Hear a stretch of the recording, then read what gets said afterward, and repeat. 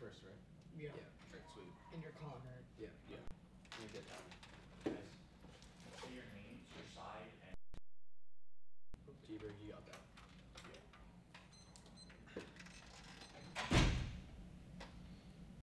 You guys.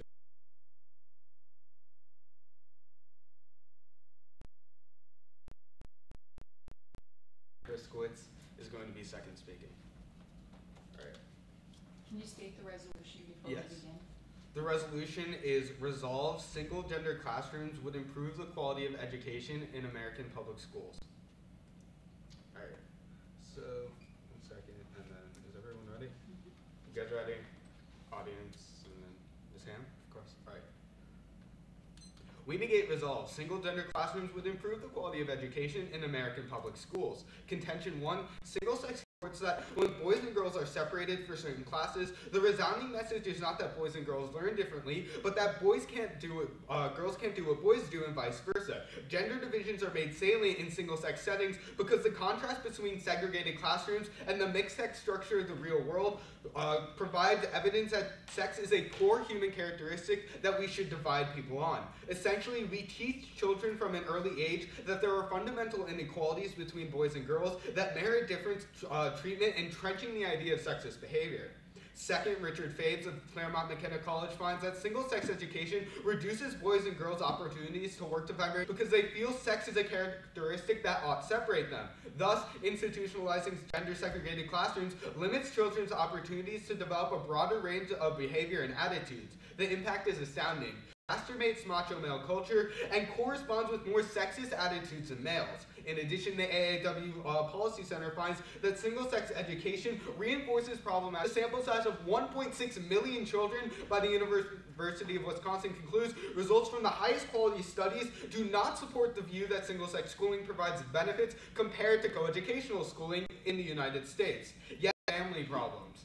Contention 2, coeducational classrooms improve academics better than single-gender ones. This is true for 2 reasons. First, all-male learning environments are detrimental to the boys' quality of education. The Canadian Centre for Knowledge explains that boys reported fighting and roughness as the 2 worst features of all boys' math classes. Therefore, single-sex initiatives may weaken the learning environment for boys. Consequently, all boys' classes may foster and reinforce certain male and female stereotypes and negatively affect boys' concentration and performance in school. Carolyn Jackson of Lancaster University concurs, finding the more boys take every opportunity to demonstrate their own superior masculine qualities by pouncing on another boy's weakness, the more dangerous it becomes to express their vulnerability in front of each other. It is noted that boys become preoccupied to the point where it affects almost every part of their education and their work and relationships with teachers. Second, girls have higher aspirations in coeducational schools. A meta-analysis conducted by Erin Falk of the American Psychological Association finds that U.S. girls in coeducational schools reported higher levels of educational aspirations than those in single-sex schools. The impact of these benefits is twofold. First, an increase in scoring on boys' mathematics achievement tests. In a multinational analysis by David Baker of the Comparative Education Review, he finds that in comparing single-sex schools versus coeducational schools, there were significant differences found in mathematics achievement for males in single-sex schools versus coeducational ones, and she found that in all scenarios, coeducational males scored higher on mathematics than single-gender ones. Valerie Lee, also of the Comparative Education Review, verifies his findings in a separate study, noting that after holding for differences in background, attitude, schools, and teaching, these results have hold and are statistically significant, meaning that these scenarios, when applied to the U.S., will still be accounted for. Thus, we are due to negate.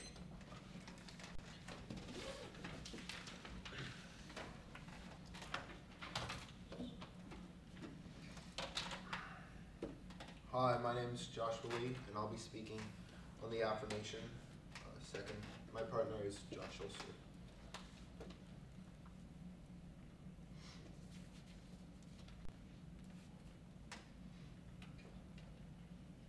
Judge ready?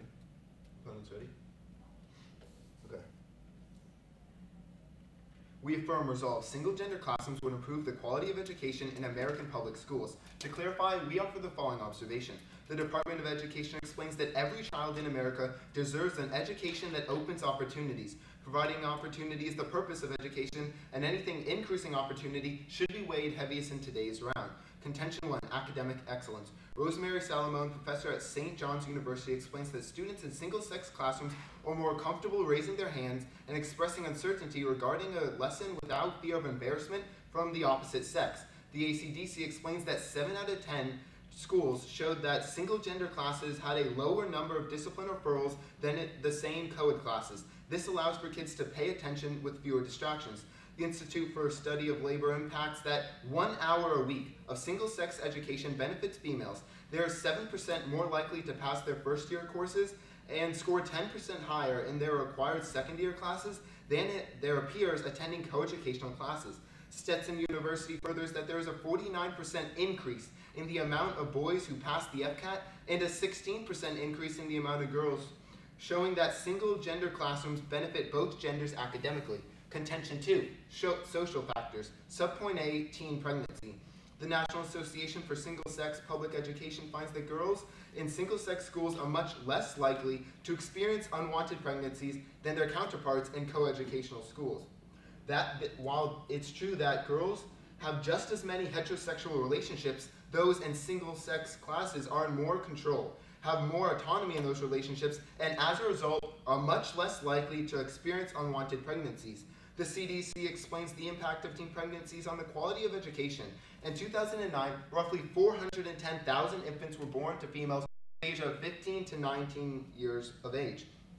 They go on to tell us that the teenage pregnancies contribute significantly to dropout rates amongst high school girls. Only 50% of teen mothers received a high school diploma by the age of 22, compared to 90% of women who do not give birth during adolescence. Subpoint B, breaking gender stereotypes. Stanford University Dr. Carol Dweck argues that the existence of traditional gender roles and the stereotype threat they cause contribute to a higher level of self-doubt in girls of elementary and middle school age. The impact of this stereotype threat is that the mindset appears to contribute to substantial gender gaps in math scores. In single-gender classrooms, teachers can tailor teaching to address the degree which gender roles have on student learning. Stanford University finds that students who have a teacher of the same gender improve overall achievement by 4%. As a result, Dr. Lisa Damore notes that the dynamic of having only one sex in the classroom fosters the opportunities that don't exist in the co-ed classroom. A study of 160 schools showed that 60% of students in single-gender classes self-reported higher confidence, motivation, participation, and desire to complete. Contention 3, more options. On October 25, 2006, the United States Department of Education published new regulations governing the single-sex education in public schools. The new regulations allows public schools to offer single-sex classrooms provided that the schools 1. Allow students to opt out, 2. Provide a coeducational class in the same subject, and 3. Conduct a review every 2 years to determine whether single-sex classes are still necessary. The implications of this are key. First, the law allows for, but does not force, schools to offer single-gender classrooms.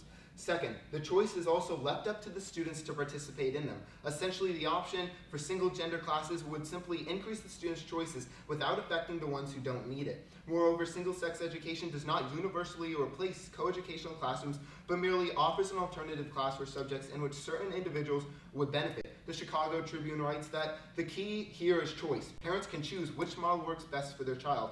For years, only wealthy parents have been able to choose single-sex education.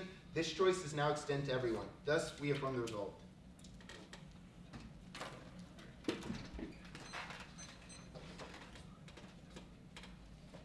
You ready for cross? Oh, yeah.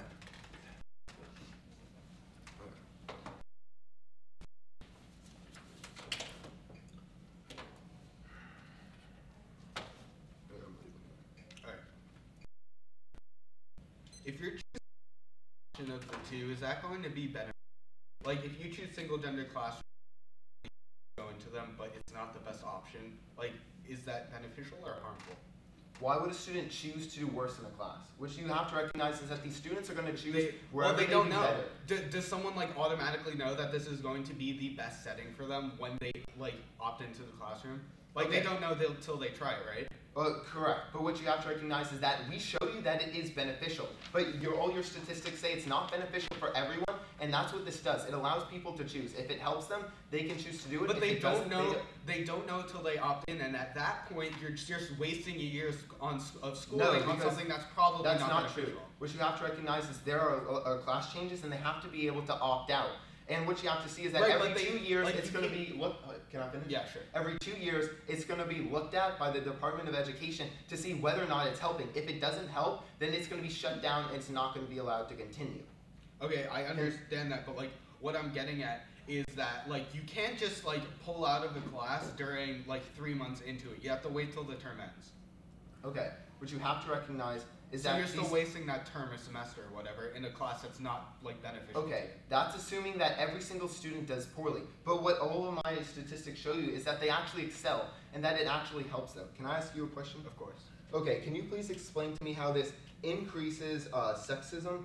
Okay, so it's really simple. What people see when they're put in single gender classrooms is that their life in a single gender classroom, because they're divided on gender and sex, is not the same as what's in the real world. So they see that sex is something that we have, like how people separate each other, creating more sexist intuitions. But isn't it optional? Aren't the kids choosing to whether or not they like it? They're not being divided because Well, I they're mean- girls or because they're boys. I mean, but like, because they want to. Does like a 5-year-old choose what class he gets to go in? It's probably his parents. So at that point, you're still affecting like a large majority of elementary kids. But in addition, like this still works without the, like whether there's an option or not, because people are still going to see that division. What? Okay, if I want to choose to go into an all-guys math class, how does that make girls more sexist against me? There Or could vice be versa. sexist reasons for going into said single gender math class, which is why Okay. it would then perpetuate institutional sexism in this option type scenario. Okay, so But we can provide you more statistics later if you want. Okay. So you talk about how this is going to increase your stereotypical view, but are we implementing this on every single class or just one class? Like, what do you can Like, you, like like get more if I go into a school and I choose to follow the single sex classes, do I have to have all my classes single sex, or do I get to choose and also be in co-ed with the opposite gender? I mean, I'm not entirely sure how it works. 'Cause I Okay, don't well, like- my Department of Education explains that you can opt in and that it's not every single class that has to be in single gender. Brian will touch on that. You taking crypto? Yeah.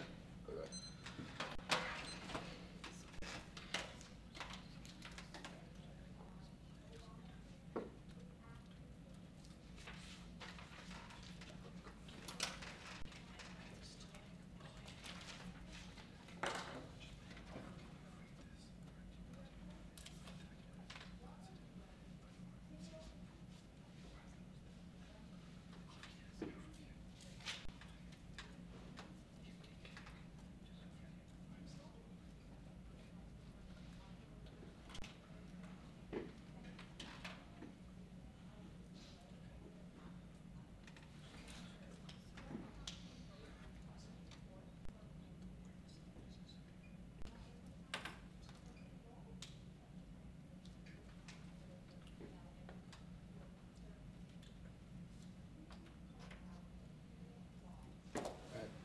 Sweet. So, minute taken. Yeah. Yeah.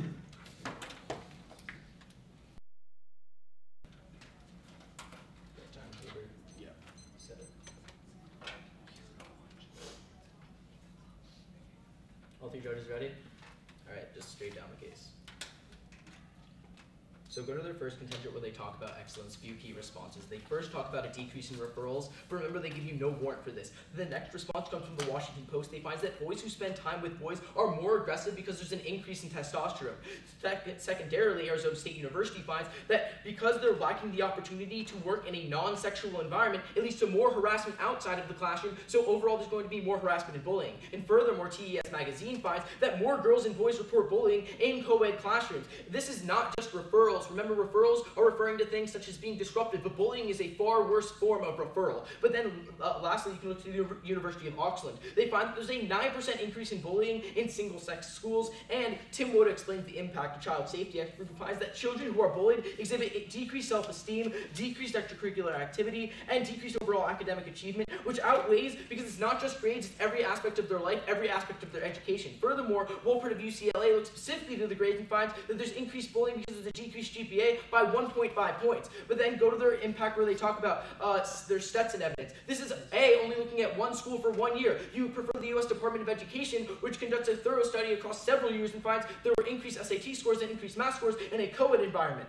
But then go to their subpoint A, secondary attention, where they talk about teen pregnancy, few responses. First, you can look to MS Magazine. They find that sex segregation actually increases the risk of engaging in a dangerous behavior such as substance abuse or increased unprotected sex. So overall, what we're seeing is that when you segregate these people, they're more likely to try risky behavior, so we actually take all their impacts. But then go to their subpoint B, where they talk about breaking gender stereotypes, few responses. First, the Center for Education Policy finds that single-sex classrooms increase gender stereotypes because girls can't think they can do things that boys can do, and vice versa, so that's what creates the dichotomy between the two. In fact, Stanford University finds that single-sex classrooms increase stereotypical attitudes by 14% in children. They don't give you any real-world analysis of when this is occurring. I'm providing you what's actually happening in the real world. But then go to ACLU 15 State Report, another real-world analysis. It finds that teachers are teaching based on stereotypes, calling boys warriors and protectors. Guess what? This also links into male aggression. This also links back into bullying. But then furthermore, you can look to Coroloso, which finds that bullying spirals into more hate, which can spiral into the risk of genocide because it leads to overall a superiority complex. But then go to their subpoint B, or their contention 3, where they essentially talk about new regulations, few responses.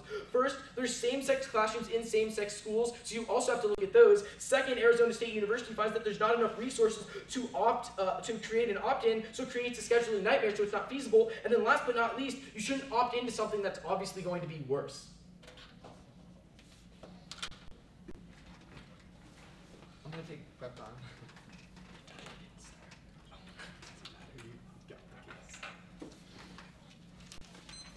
You got the wrong. Yeah. Whoops. I didn't. What was that? No way. I can. That was 2 minutes and He- 40 he I was seconds. gonna say that wasn't even 3 minutes. He got the case. That's all it does. That's okay. Yeah. I have enough. Because the letters when they're down, it's like. We're gonna cook it on. What did you say? Alright, that was 30 seconds. Okay.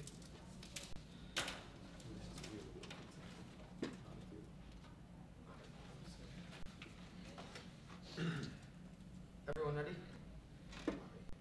Just starting on top of the case. So go to the first contention, they talk about sexism. I have a couple responses. First, the Gender and Education Association finds that teachers actually put stereotypes into action, encouraging boys intellectually and rewarding girls for feminine behaviors. This is what's happening in a co-educational environment. Teachers are actually the reason, so you're turning that argument against them, where they tell you that when you're separating the sexes and putting them into different classrooms, the teachers are then creating the stereotypes. No, they're actually creating the stereotypes when they're in a co-educational environment. But second, the Center for Evaluation and Education Policy finds that teachers focus more on girls and encourage boys to solve problems on their own. So teachers are just putting more effort and more focus into females more than males in co-educational environments. When you separate the sexes and put a male teacher with male students, it just allows for a more even playing field in both sexes and allows them to achieve academic greatness. But third, the same study finds that boys are 8 times more likely to be called on in these classes than girls. So basically what you're seeing is that, again, these teachers are just focusing more on boys than girls. It's not giving girls an even playing field in the educational system.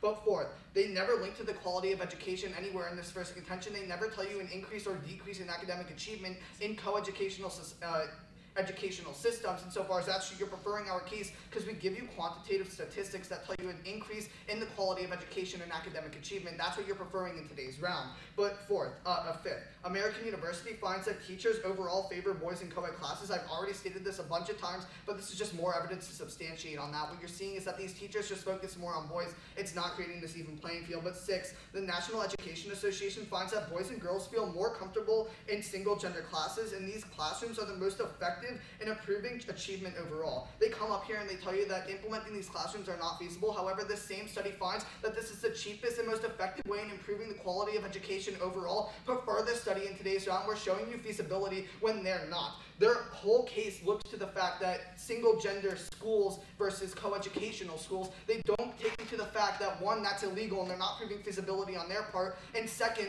single-gender classrooms can coexist with co-educational classrooms in the same school, so you're not seeing any of the harms that my opponents bring up to you in today's debate. You're dropping their whole case right there on that one point. But seventh of all, you can cross-apply our second contention subpoint B, which tells you that gender stereotypes are actually going to be broken in single-gender classrooms. Now go to their second contention. They talk about co-educational classrooms, schools actually increase academics. One, they never quantify for you how this is occurring. But secondly, their whole second contention is all about schools, not classrooms. And remember, they're not proving feasibility in that point. They come up here and they tell you that, well, single-gender classrooms are in single-gender schools, and that's how we're winning. But again, remember our third contention where we tell you that there needs to be an opt-in system. And because of that, we're winning feasibility, we're winning effectiveness, and we're showing you quantitative statistics where we're actually showing you an increase in the quality of education both academically and socially. But then go to our case and they try to respond to a couple things. One, they tell you that bullying is going to increase, they link it to genocide and tell you all these different harms with that, but that's never really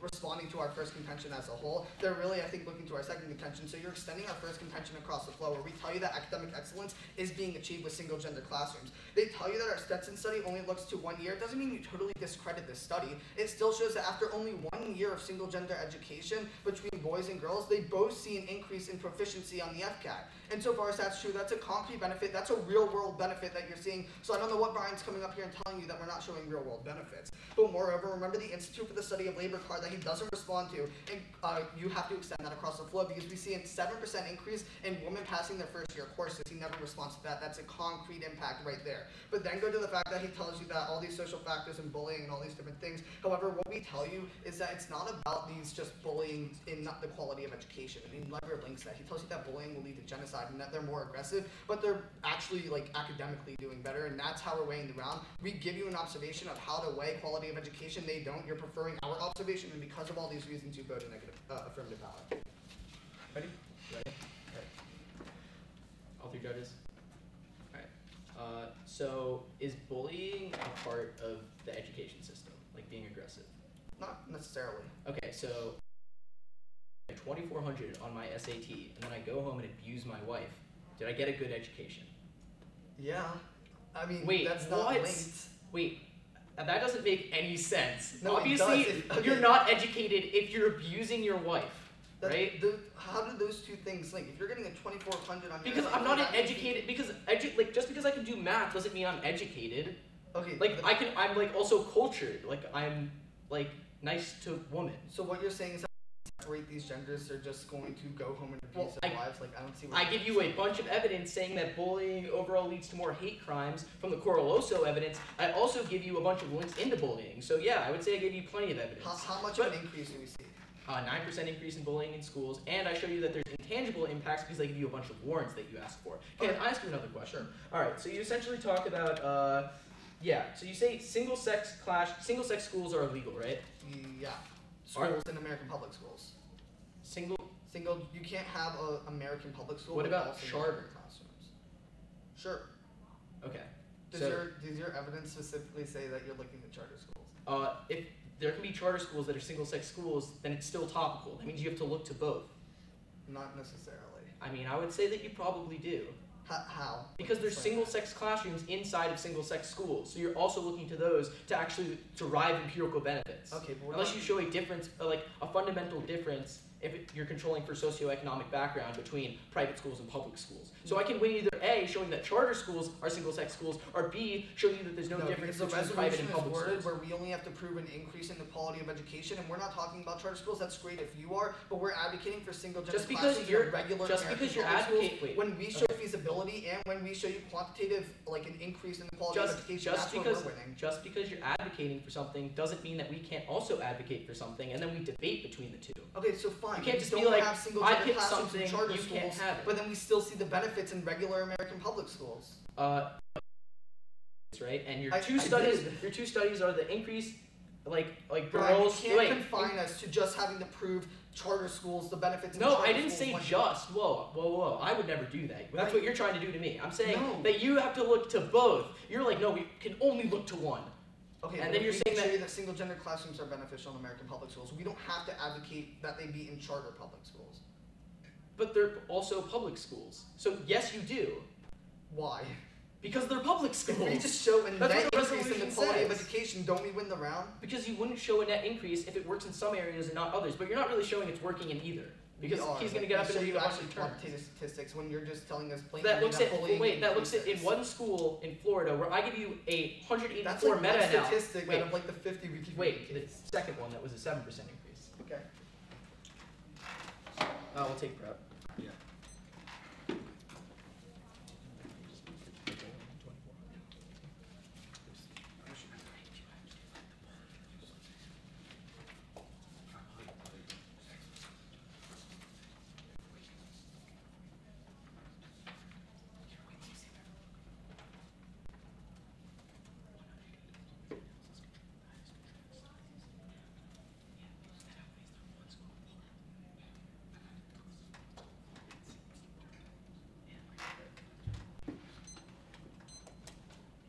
How long was that? 35, I think.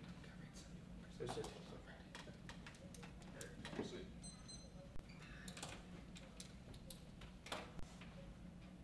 So, I am going to start on my opponent's case, extend some terms that Josh didn't get to yet, and then we'll go back to my case and work a little with what Josh said in his rebuttal. Opponents ready? Yeah. Judge? Audience? And of course, Brian? Alright.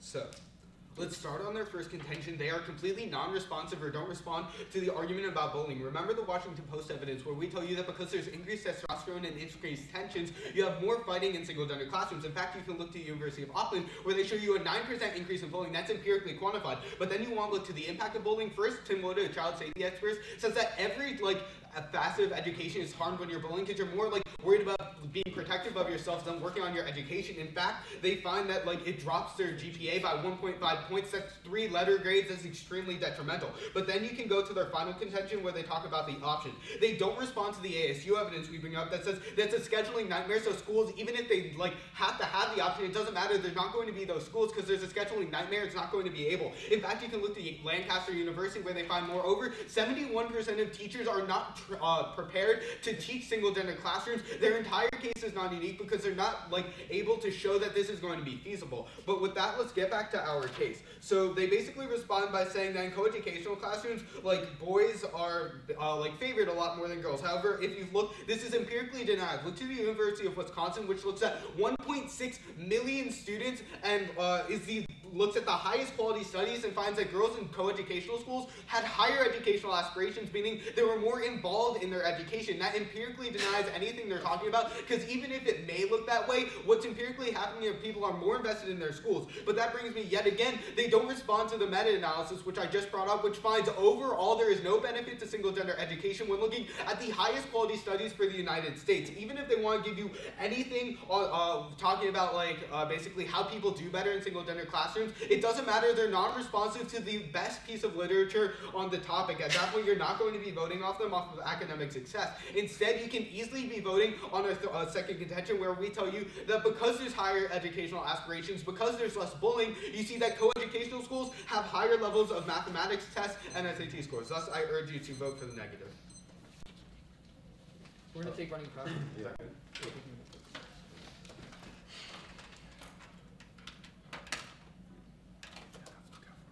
sure.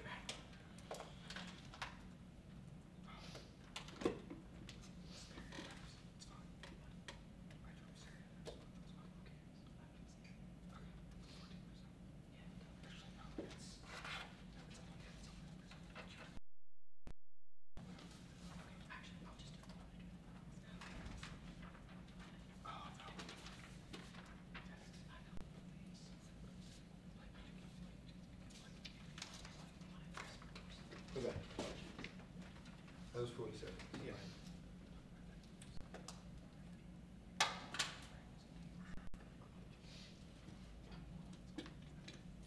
Judge ready? Mm-hmm. opponents ready? Yeah. Brief off time roadmap. I'm going to go through their case first, and then I'm going to transition to mine. Okay, look at the first contention where they say there's going to be an increase of sexism. What you just saw is my partner came up here and he told you how teachers' views are being imposed on students. And he goes on to tell you how teachers are inherently biased. He gives you 6 responses to combat this. Then, in their second part of their first contention, they talk to you about an increase in sexism. But what you have to realize is that this isn't topical. If I were to unhappily beat my wife in the worst case scenario, that's not actually at all applicable to my quality of education. I could be super smart and still do it, or I could be super dumb and still do it. That has no impact at all. What you have to recognize is that this bullying stuff that they're talking about doesn't apply. But I actually have if you don't take into account that, I actually have a response to that. Well, Georgia State University finds that these single gender classrooms actually have less behavioral outbreaks. And they warrant this by telling you that these behavioral outbreaks are caused because people want to become popular. They say that there's a 94% decrease in the amount of referrals. But now let's look at their second contention. They talked about single-sex schools in every single piece of their evidence. But let me show you why that's important. Because the single-sex schools are the entire environment. Single-sex classrooms are only one component of your entire environment. So what you have to see is that their impacts don't exactly materialize. Now let's look to my first contention, and my partner showed you how our first contention extends through because they don't actually talk to you about academic excellence. Then our ACDC explains to you how there's a lower number of referrals, and they say that we don't warrant it, and then they give you a person who has an opinion. But what the ACDC actually did is they looked at what has actually happened in real life, and that's what they found. Then look to our second contention, where we talked about social factors. They don't really touch on our teen pregnancy, except for the fact that people are going to be more risky, but that doesn't exactly say that more people are going to get pregnant. So flow that across. Then we show you how breaking gender stereotypes, how we win that argument because of teachers, and that turns their bullying against them. Then our third contention, they completely let flow by. Ready for cross? Yeah.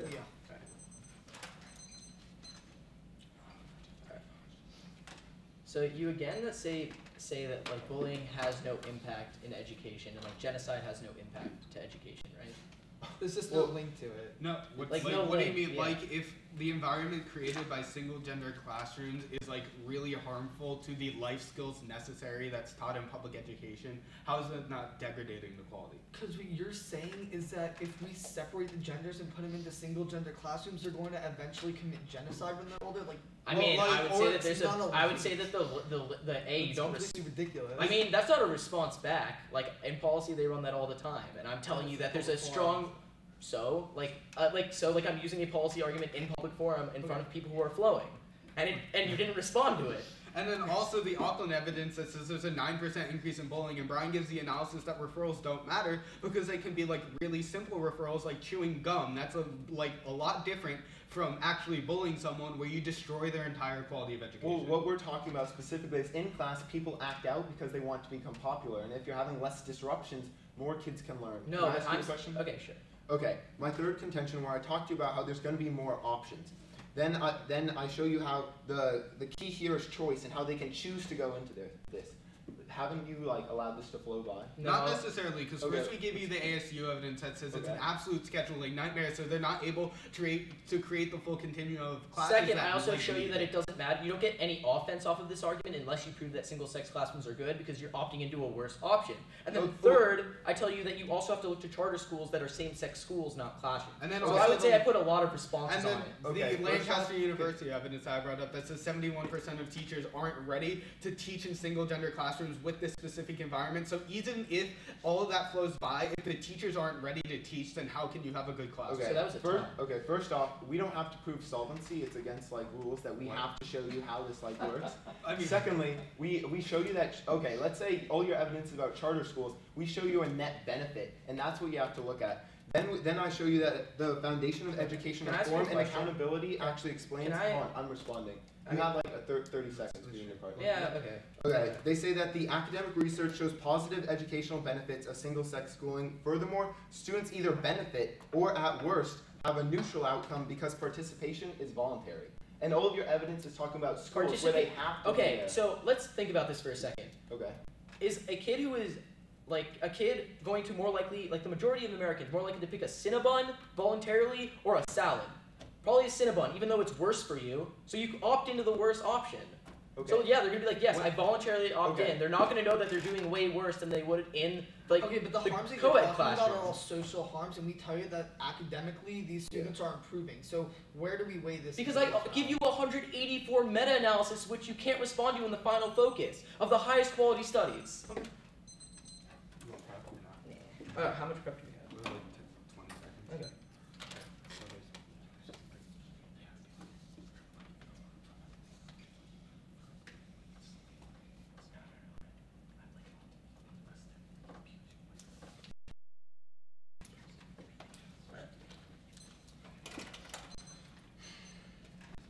Alright, this time I'll have a be on time. Alright. It's gonna be straight down their case and then straight down ours. Alright. All three judges, opponents, and course G-Bird.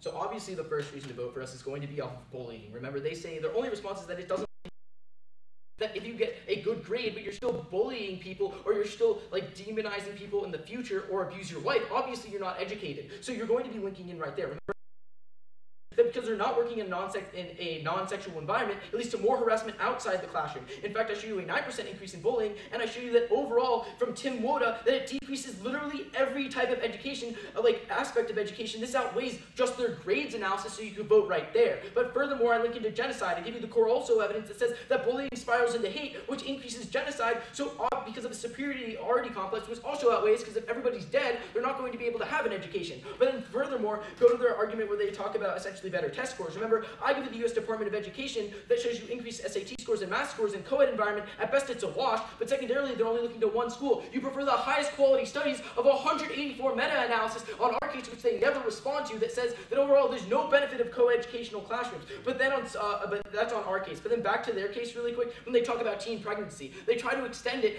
by responding saying that, hey, they're not getting, that just because they're like more dangerous behavior doesn't mean that they're going to get pregnant. Actually, the evidence specifically says that there's increased substance abuse and unprotected sex, so obviously they're going to get pregnant. We link into that argument too. But then last but not least, on stereotype, we win this because I show you a 14% increase in stereotypical attitudes in children. Teaching based on stereotypes, a 15-state report. So overall, these kids are being taught to be warriors, which is another link into bullying, so I can win that bullying on that as well. But then go to the contention 3, I win this on, like with new regulations. I show you A, there's not enough resources so to opt in, so it's a scheduling nightmare. And then B, if you're opting into a worse option, it doesn't matter. But then C, remember that 71% of teachers aren't trained, so they have no idea what to do. That's why I show you they're teaching based on stereotypes. So overall, we're just creating a really bad situation. I'm gonna take us to prep. Like 12 seconds.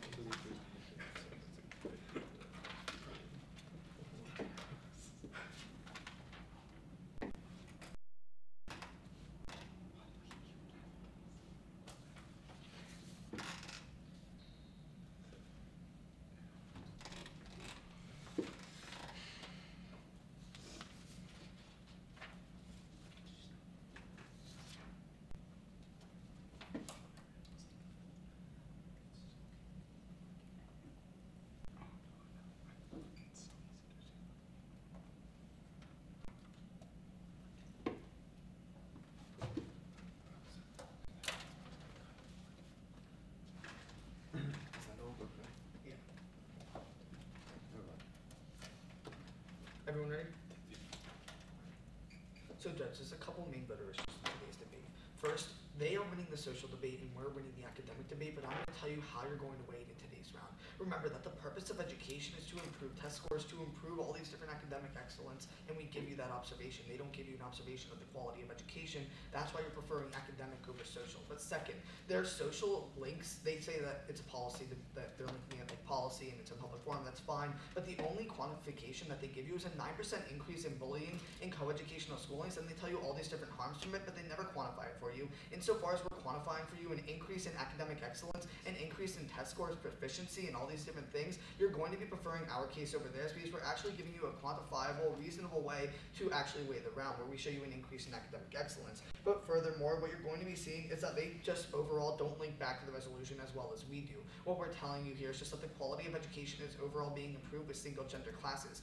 Now, let's look at something really important that's been really understated by my opponents. All of their studies pretty much look to co-educational schools and single gender schools, not classrooms and co-educational classrooms coexisting in the same environment. Because of this, you're not really weighing any of their studies, especially the fact where they fighting increases and these stereotypes increase. This is only in schools, not in classrooms. And they bring up charter schools, but remember that if we as the pro have the burden to prove a net increase, if we prove to you that overall in American public schools you see an increase in single, we don't have to implement them in charter schools. We can just implement them in regular American public schools and still win today's debate round. But furthermore, go to the fact how their studies don't look only look to schools, not classrooms. They try to tell you all these benefits classrooms over single gender classrooms. However, their studies are just flawed in that sense. Remember that you can have both of these existing. You're not really seeing any of the harms. They tell you that bullying increased, but it only increases in these schools, not these classrooms, so they don't get their links to bullying either way.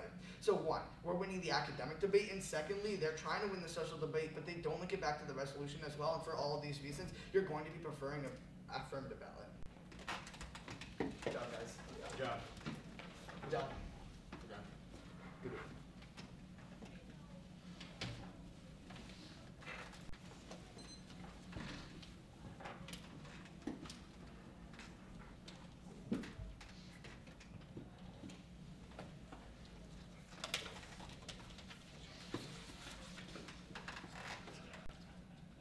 Can I do it off cam? I'm just going, because I'm not gonna get up and do the camera, I'm just gonna talk to you guys. That's fair. One second. Oh, I think it's silly. Am I good?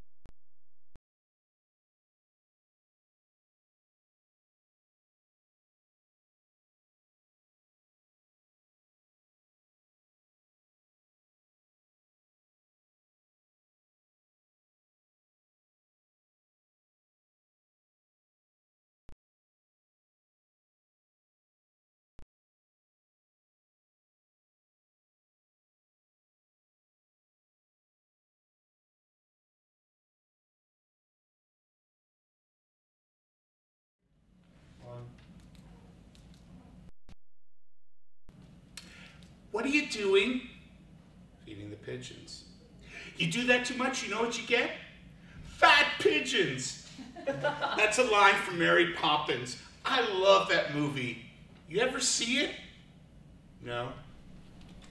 It's a cute movie. Maybe not everybody's thing, but, you know, Dick Van Dyke's accent defies belief. Oh, it's a jolly old day with you, Mary Poppins. You know, cute. Okay, so what's the matter? What do you mean? In 1989, Neil Gaiman brought the Sandman back to life as Dream of the Endless. The Endless are ideas. After 70 years of captivity, Dream seeks a new purpose as he walks the waking world with his sister Death in The Sound of Her Wings by Neil Gaiman. What's the matter? I know something's wrong. Look at you, sitting here moping. It isn't like you. No, perhaps it isn't. I don't know what's wrong. Something is the matter. When they captured me, imprisoned me in their box, I had just one thought: revenge. By the time I freed myself, my original captor had gone the way of mortals, and I took my vengeance on his son. It didn't feel as satisfying as I had expected. In the interim, my dream world had fallen apart. I needed my tools. One by one, I found them. The pouch was relatively easy. To regain the helmet, I challenged a demon, dared the hordes of hell, faced down Lucifer himself. That left only the ruby. A human had been using it. I hate to think what toll it must have taken on his mind, on his soul. We fought in dreams. The stone, no longer mine, was sucking me into its fabric, and thinking it was my life he was crushing, he destroyed the ruby. He destroyed it. It freed everything of me that was in the stone. I was more powerful than I had been in eons. I returned the human to the madhouse.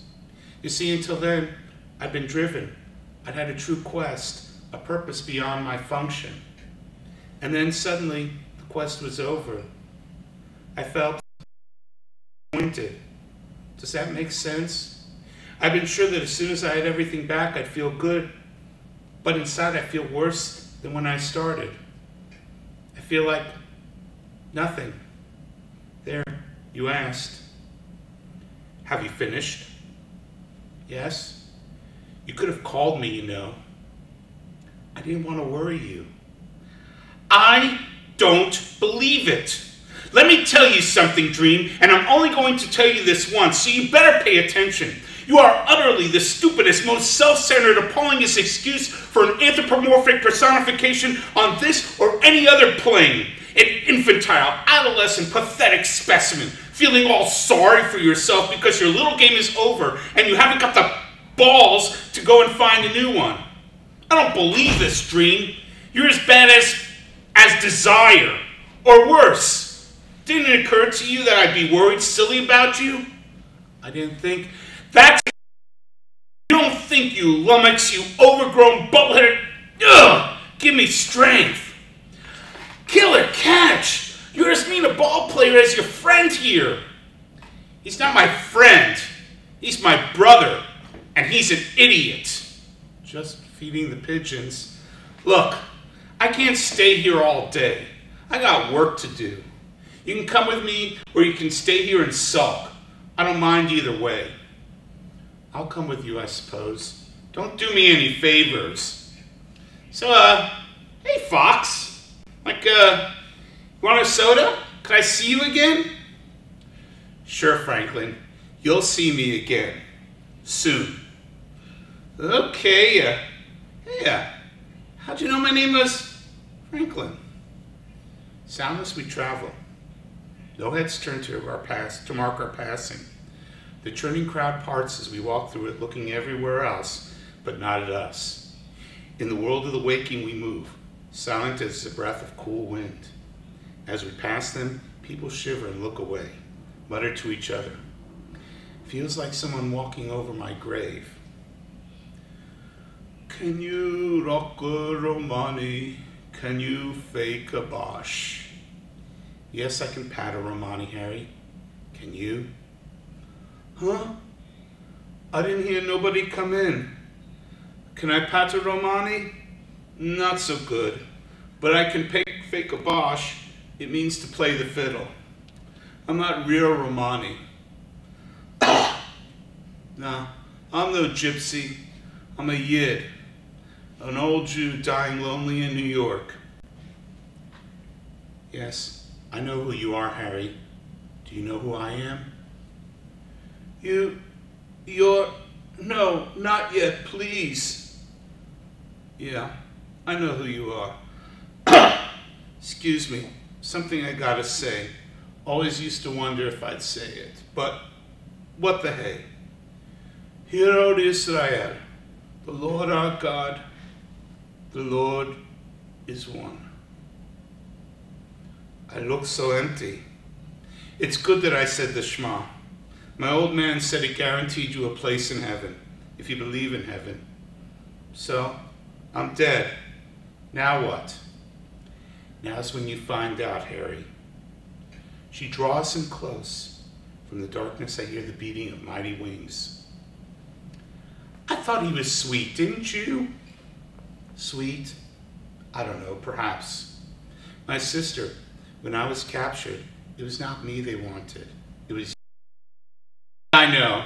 Come on, I don't want to miss the next one. Afternoon. Nobody wants comedy. Seriously, don't you ever wonder about Batman? How he got started? I can see him over breakfast saying to his wife, "Morning, hun. Listen, I got something to tell you. I quit the job at the ad agency. So what are you going to do now?" "I got it all figured out. I'm going to dress up like a bat and fight crime."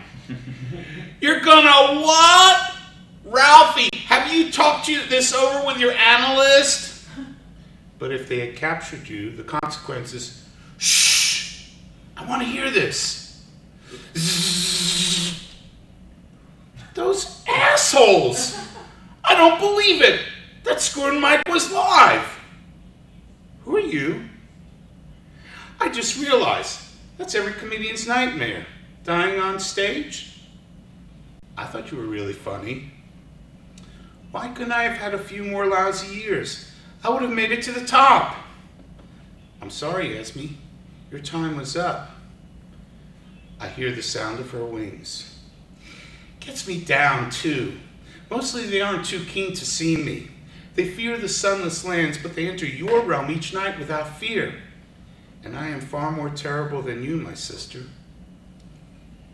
Oochie-goochie-goochie-goo. Ba-ba-ba. But is that all there is? Is that all I get? Yes, I'm afraid so. The sound. I find myself wondering about humanity. Their attitude toward my sister's gift is so strange. Why do they fear the sunless lands? It is as natural to die as it is to be born. But they fear her, dread her. Feebly they attempt to placate her. They do not love her. Thousands of years ago I heard a song in a dream, a mortal song that celebrated her gift. I still remember it. Death is before me today, a sick man, like going forth into a garden from sickness. Death is before me today, like the odor of myrrh, like sitting under a sail in a good wind. Death is before me today, like the course of a stream, like the return of a man from a war galley to his house. Death is before me today, like the home that a man longs to see after years spent a captive. That forgotten poet understood her gifts. My sister has a function to perform, even as I do. The endless have their responsibilities. I have responsibilities. I walk by her side and the darkness lifts from my soul. I walk with her and I hear the gentle beating of mighty wings. You have taught me something I had forgotten. I thank you, my sister. Ah, that's what family's all about, little brother. Listen, I got to head back soon. It was good seeing you. Just one last appointment, and then I have to go. You have given me much to think about. I'm telling you, man, she said she'd see me again soon, and she knew my name. That's one bad lady. Wow. When that card came out, I thought I was gone for sure. That what you thought, huh? Hey, it's you. When you said you'd see me again soon, I didn't think you meant this suit. Hold that thought, Franklin. See you, dream. Don't be a stranger, okay? Goodbye, sister. There is much to do in my kingdom, much to restore, much to create. But that can wait. I have found the solace I sought, though not in the way I imagined. From dreams, I conjure a handful of yellow grain. I throw the grain into the air, and I hear it, the sound of wings.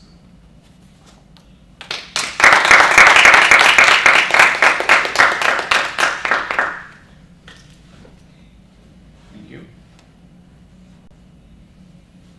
Next up is competitor number 2, Ben Miller.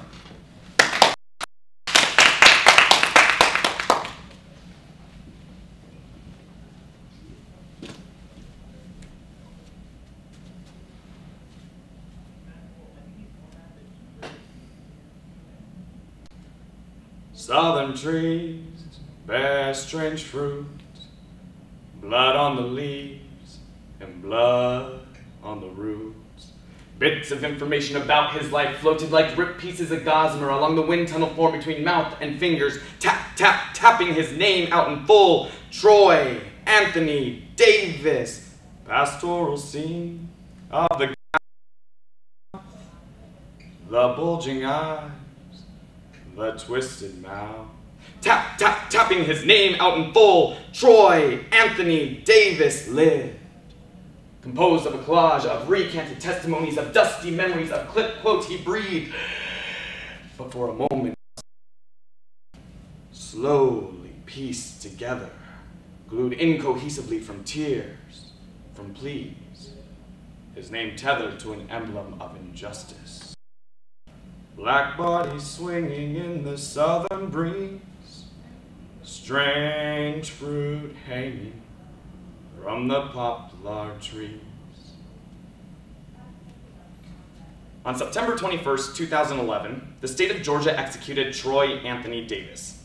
The case, mired by legal problems and recanted testimonies, fueled the fires of an ongoing debate about the death penalty in the United States. All factions in this debate watched the execution play out, as Americans usually do, as spectators. While the groups that were moved to action by Davis's case should be commended, we must ask ourselves, what problems arise when we become audiences to human death and compartmentalize a life into a cause? Using the poetry, Places I've Never Been by Luis Reyes Rivera, Strange Fruit by Abel Mirapo, I Am Troy Davis by Turai Mutati, Infinite by Kadaja Kulman, and Tufalia by Brenda Wong Aoki. I hope to construct a humble memorial for Davis. As scholar Carolyn Ellis might argue, personal and emotional trauma caused by loss should share an equal space with the social and cultural implications of this death. Last night, a tree fell over in the forest. The sound it made, a cry of innocence, a collective cry of those saying no, of those pleading, have mercy, of a family crying, please. Was you there? In a place you've never been, but you knew you had been there before. I was. In a place I knew me to be, but I was never really there. Did you hear? Did you hear the bullet cry? Did you see the man fall? When a bullet enters the brain, the head explodes. A mother sits doubled over before my desk begging, fix my boy, fix my boy. Here,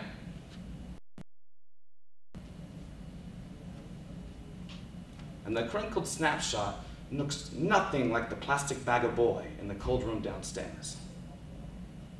You see in the photo, he's cocky, chiseled, clutching the world by its balls. Fix my boy. Was you there? As the man showed marks of old shackles left behind, his back arched, tall, breaking shackles of those left behind. I heard the bullet cry, no, not me. I saw the man fall. Did you? When a tree falls, it cannot be replaced, no matter how many seeds are planted, no matter how much time is allowed to elapse. Did you hear? Did you hear the gush of puddles gushing from the podium bench? Did you see the pellets fly? Did you see the knowledge flow? Did you see the woman? Did you see the woman flee? Did you see the woman climbing over and up, over and up, over and up and over, face down rows of turned down faces? Did you hear the woman scream, "That's my husband, that's my husband"? Was you there? Were you there? Fix my boy. I swallow hard. I take the photo and put it face down. I work alone, you see. Bent over my grisly puzzle pieces, gluing, sticking, creating a chin with a brushstroke. You see, I've plopped eyes to rigid sockets. I've carved eyelids, inner thighs. And now I paint the skin to suggest warmth, an impending breath. See, I've reached into cavities and I've rescued a tongue, an ear, lips, my friend. Create. Was you turning over chairs, finding no room for cover space? Was you turning over chairs as the man was falling and the bullet limping, and the man was falling and the bullet begging, as the man was falling and the bullet breaking, and the bullet breaking, and the bullet breaking through a throbbing corner of a people-heard stream? Was you there? I was there, in a place I had to be, to hear the bullet cry murder, to see a part of our manhood fall, murder, to watch a part of me fall. I was there, on a sunny Harlem Sunday I've been, on the 21st of the 2nd, on a stage I've never seen, with a man I barely know. I saw the bullet cry. I saw the man fall. Fixed my boy. See, I've explored the jagged gaps in the boy's body, the angry edges of bullet holes inside of him, and I have touched him in places that no mother knows. And now, I have birthed his new face. And I'm looking at the face of my nephew, all dressed up, dead, killed by a stranger. And we've been staying here for almost a week now, our friends and family. We've just been looking at him. And at first we were shocked, and then we were angry, and now there's nothing more to say. Clomp, clomp, clomp. Two midget clowns are parading down the center aisle. And one is wearing enormous shoes with cleats and his face obscured by a football helmet. Clomp, clomp, clomp. The other is wearing a red dress. It's a football jersey. Number 35. It's the little brothers, Puka and Josh. Clomp, clomp. And they march all the way to the casket, never breaking stride. Clomp, clomp, clomp. Too small to see inside. Toe, and they look. And they begin to cry. Great big sobs like I haven't seen them cry. And now hell is breaking loose, and someone's kicking over chairs, and someone's pounding his fist into the wall again and again and again, and grandmother breaks free and dives into the casket and clutches him to her breast and begins to wail. And now everyone's wailing and the children are screaming, and I look at this mess and I just want to get a great big gun and blow away the man who did this bit by bit, piece by piece. So it takes a really long time and it really hurts because I hate him. I hate him. And I want to take out his whole entire family because I hate him.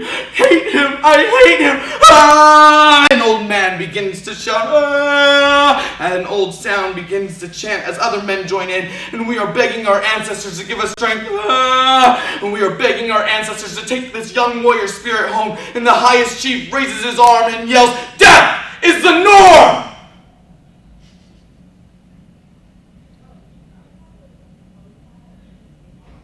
Everyone stops. Life is the miracle, and tears stream down his wrinkled face. For the children, go in peace. And we rock, and we moan, and we hold each other.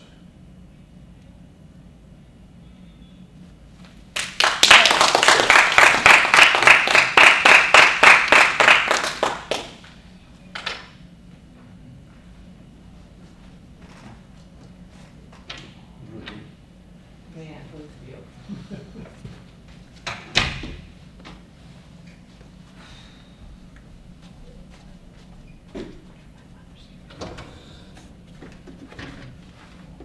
you guys have an easier time getting back here? Just hopped over the desk. I did it before they moved the desk. Ani would get mad at me, my name's in lowercase.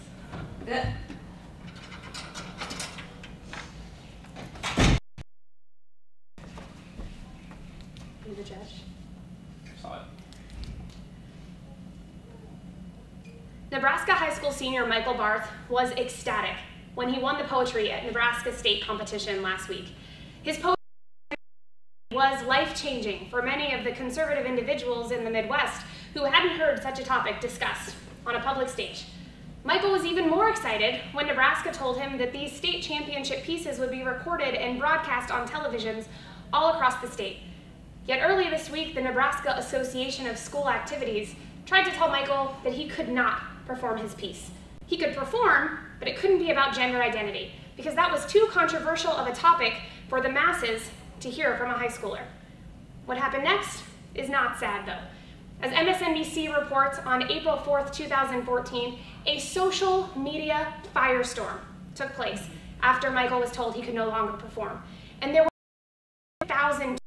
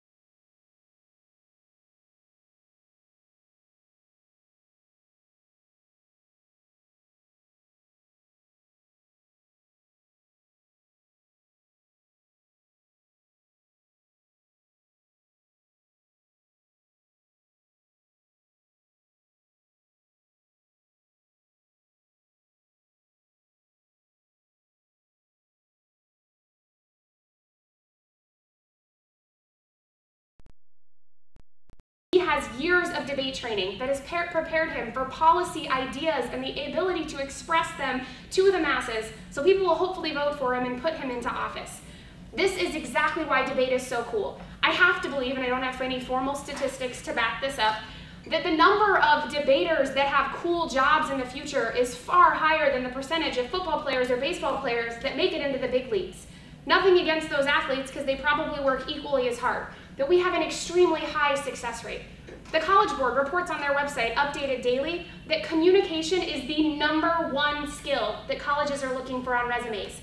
You've been on the debate team, you've been a debate captain, colleges want you.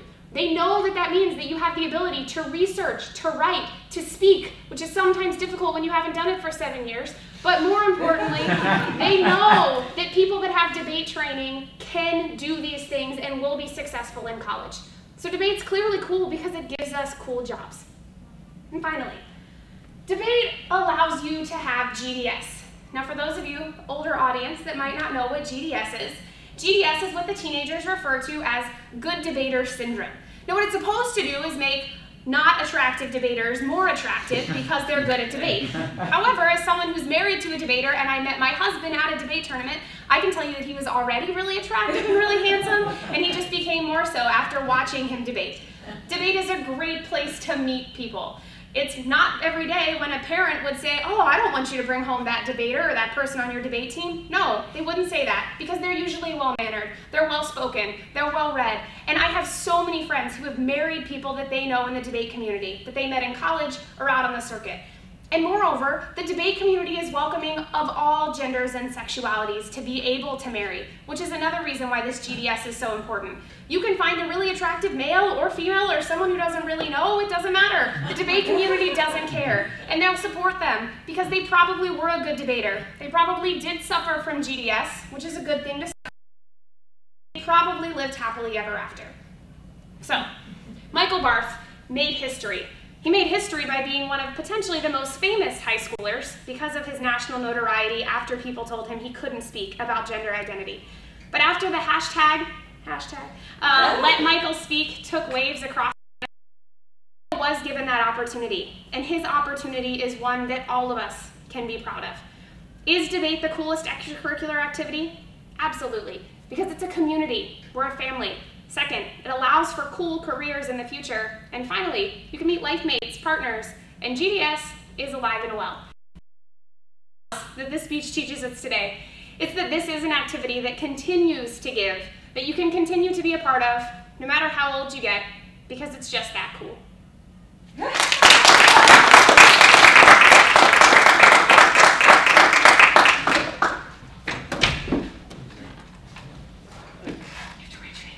Oh.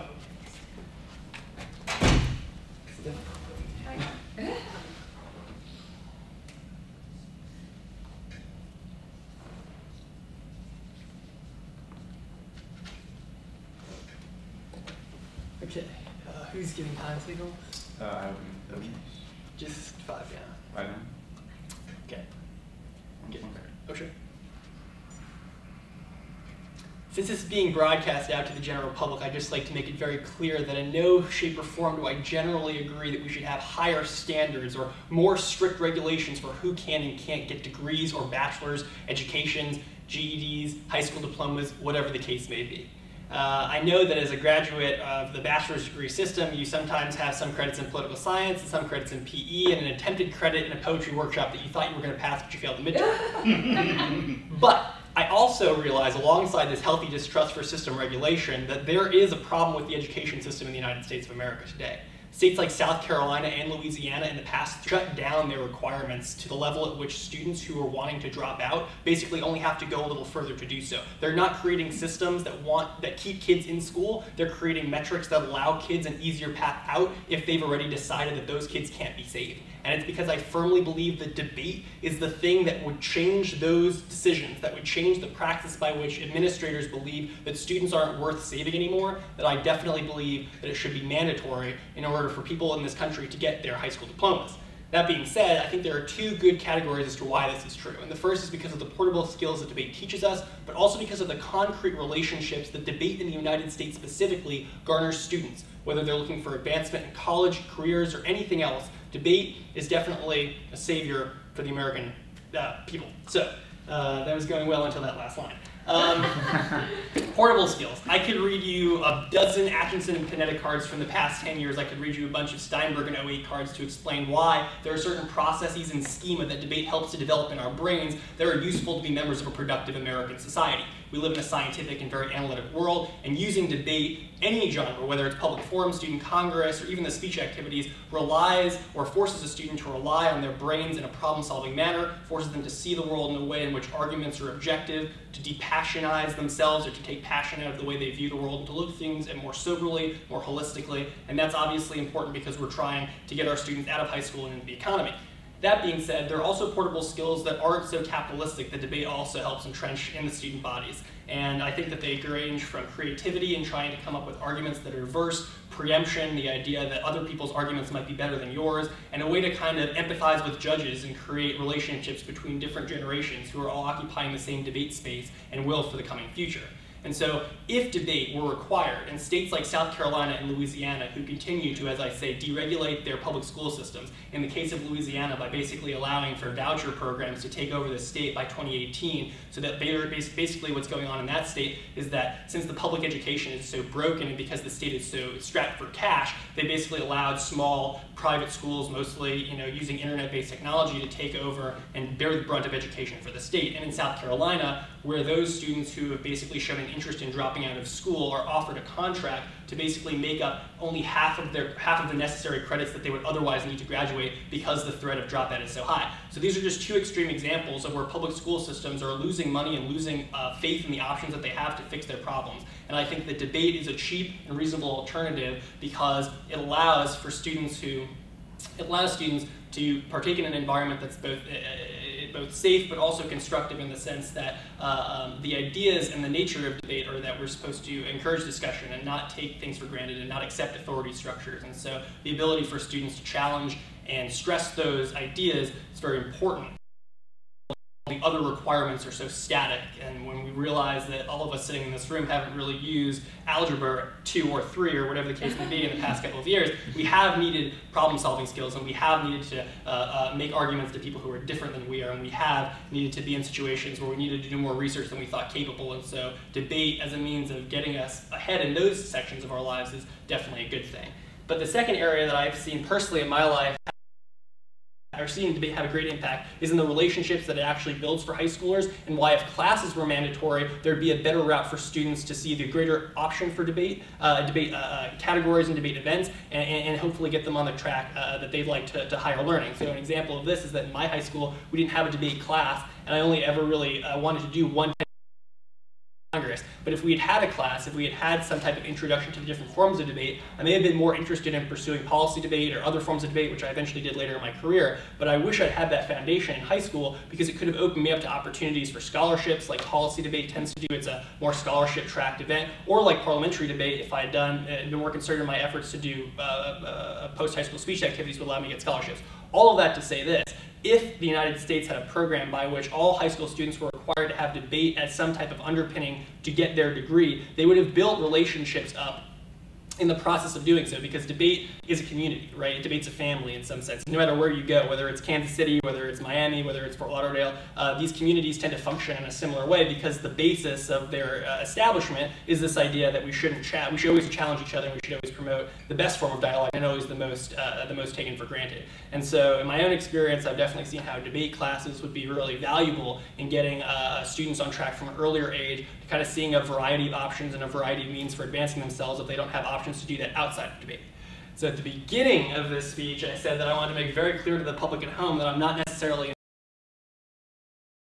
education. And the reason I did that is because maybe one day I want to run for office, and I don't want this to come back and bite me in the butt. But the only way that I would have had the confidence to think about potentially being someone who would want to run for office, or someone who would want to be involved in hyper-political systems, or systems of great context and great thinking, is because I had debate as an underpinning. And I only wish that it had been a requirement through my graduation, because when I took it in college, a couple of years after I left high school, I definitely learned a lot more than I thought I was going to, and a lot more than just doing debate as an extracurricular activity would have allowed me to do. And so in fixing the problems with our public education systems that don't seem to be being fixed in any other way, and in creating these kind of lifelong established relationships that are very valuable kind of to how we see the world and to why we want to make the world a better place, I think the debate would definitely be a valuable mandatory class for high school students in the United States.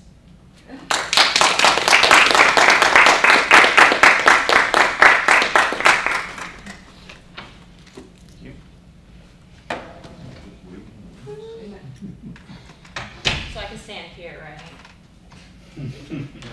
I walked past at one point. What's your name on the board? See, this is the real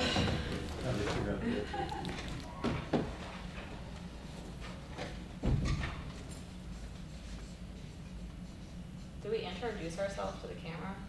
No. No. All right.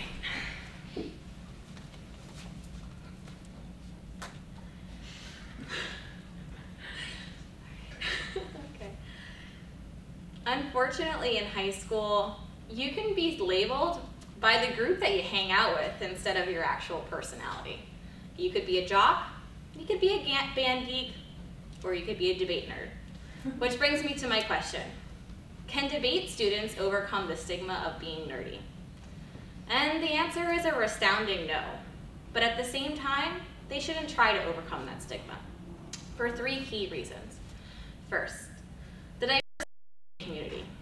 Second, the intellectual nature of the activity. And third, that we spend our Saturday afternoons at debate tournaments. First, we have to see that the debate community is extremely diverse. Unlike athletics, that is exclusive to athletes, who wish to participate in the activity.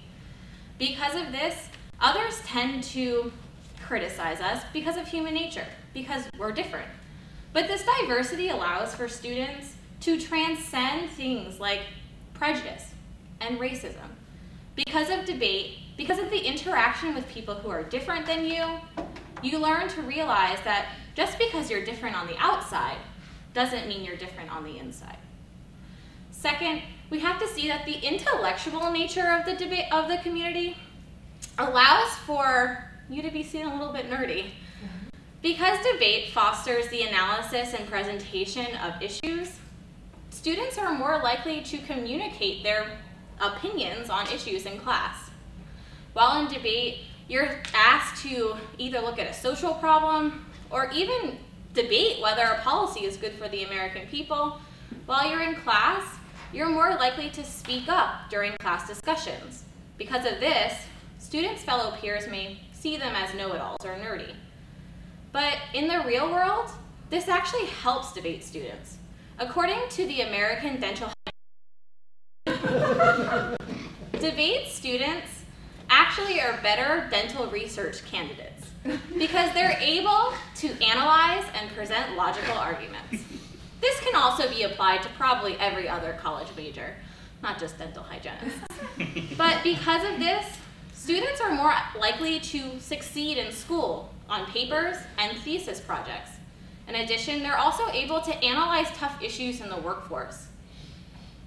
Now third, we have to see that we're kind of nerdy because we spend our Saturdays here.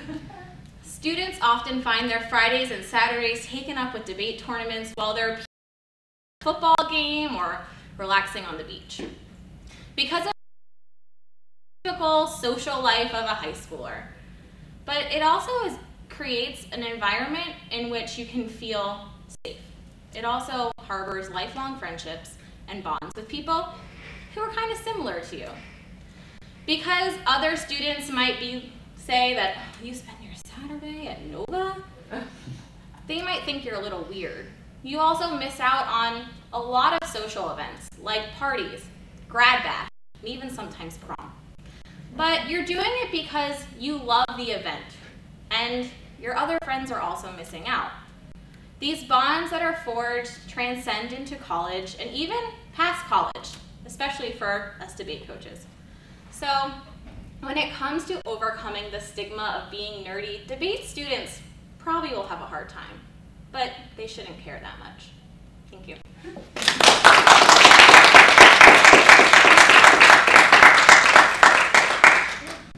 Competitors? Go team. Yay, good job, guys. Thank you for coming to the All Champion right. League Coaches Round Robin. Thank you for watching. Thank you for judging us. Oh, it was my pleasure. Everyone was excellent.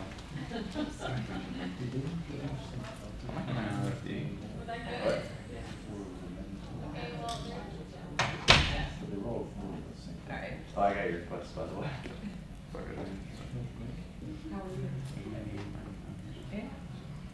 Grant, was there a specific topic that the? For extent, no, they each got a different topic. And then for poetry, they can do whatever they want. So. I don't know. Is Make it one. We're going to lunch. Oh, is that what it is? Where's lunch?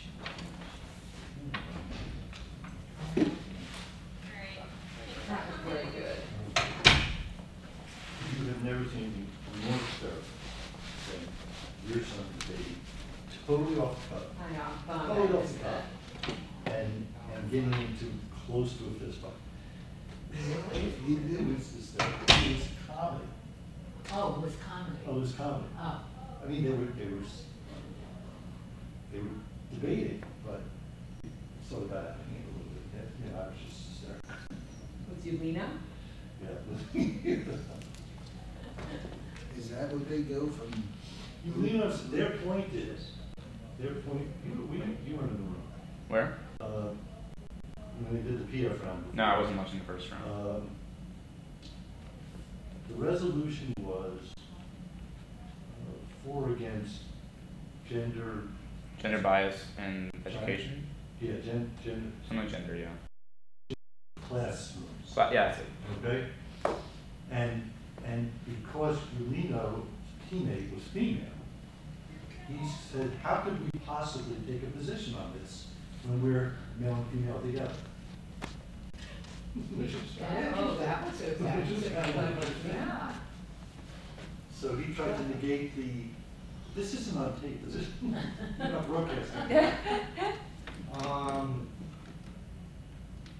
Well, we cut out anyway. So, yeah. So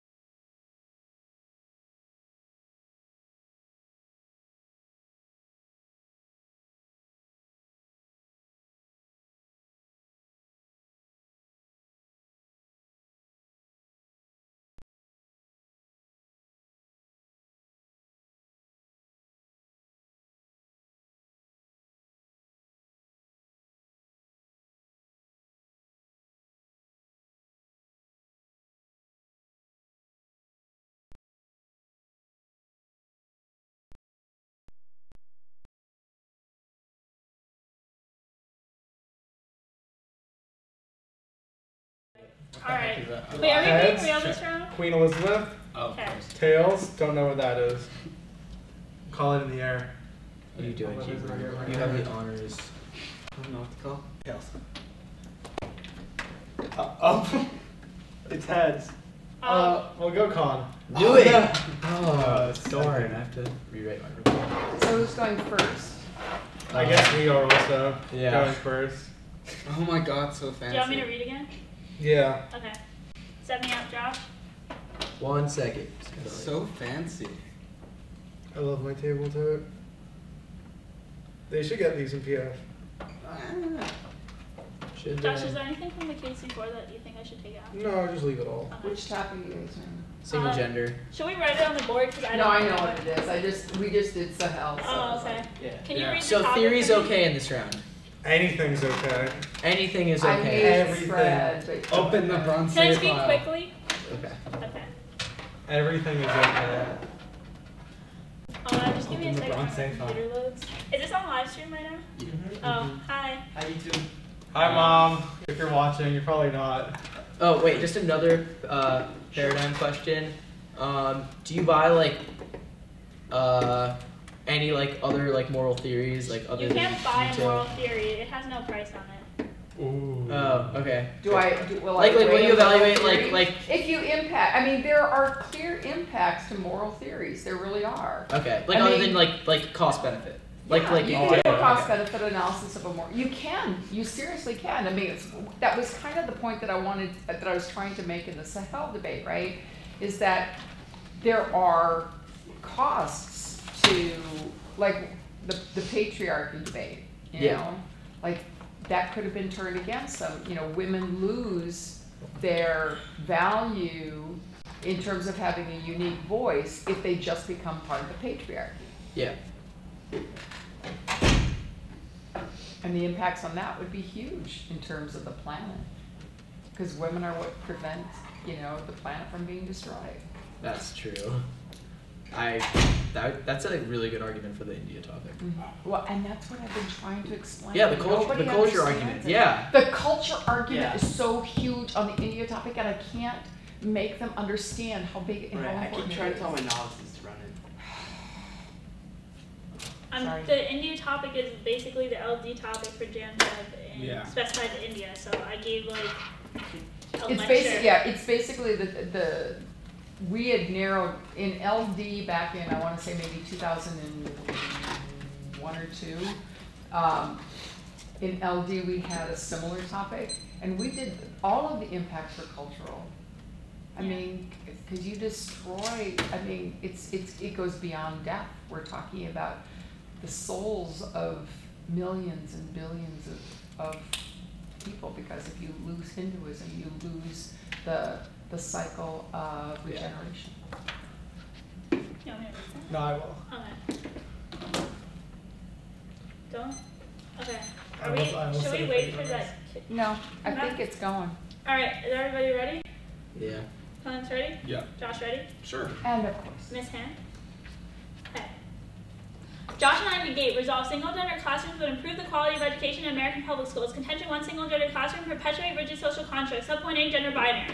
Eleanor Maccabi of Stanford explains males and females are not different unless you make them different. Single-gender classrooms with their underlying assumptions of girls need X but boys need Y reinforce the division between genders. Michael Chandler of the Washington Post explains sex segregation increases gender stereotyping and legitimizes institutional sexism. 3 different studies in the Journal of Child Development conclude when segregating along with some characteristics like gender, children infer that the groups differ and they develop increased intergroup biases. Janet Jackson of the Journal of Gender and Education further that people who are labeled males and females are socialized to act and see each other differently. In fact, Richard Phapes of the American Association for the Advancement of Science found isolating students led them to accept gender stereotypes. Most troubling, Billy Glassick of the University of Massachusetts finds students at single-sex schools had a significantly higher average gender role conformity. Simply single-gender classrooms reinforce the rigid binary between genders. Subpoint B.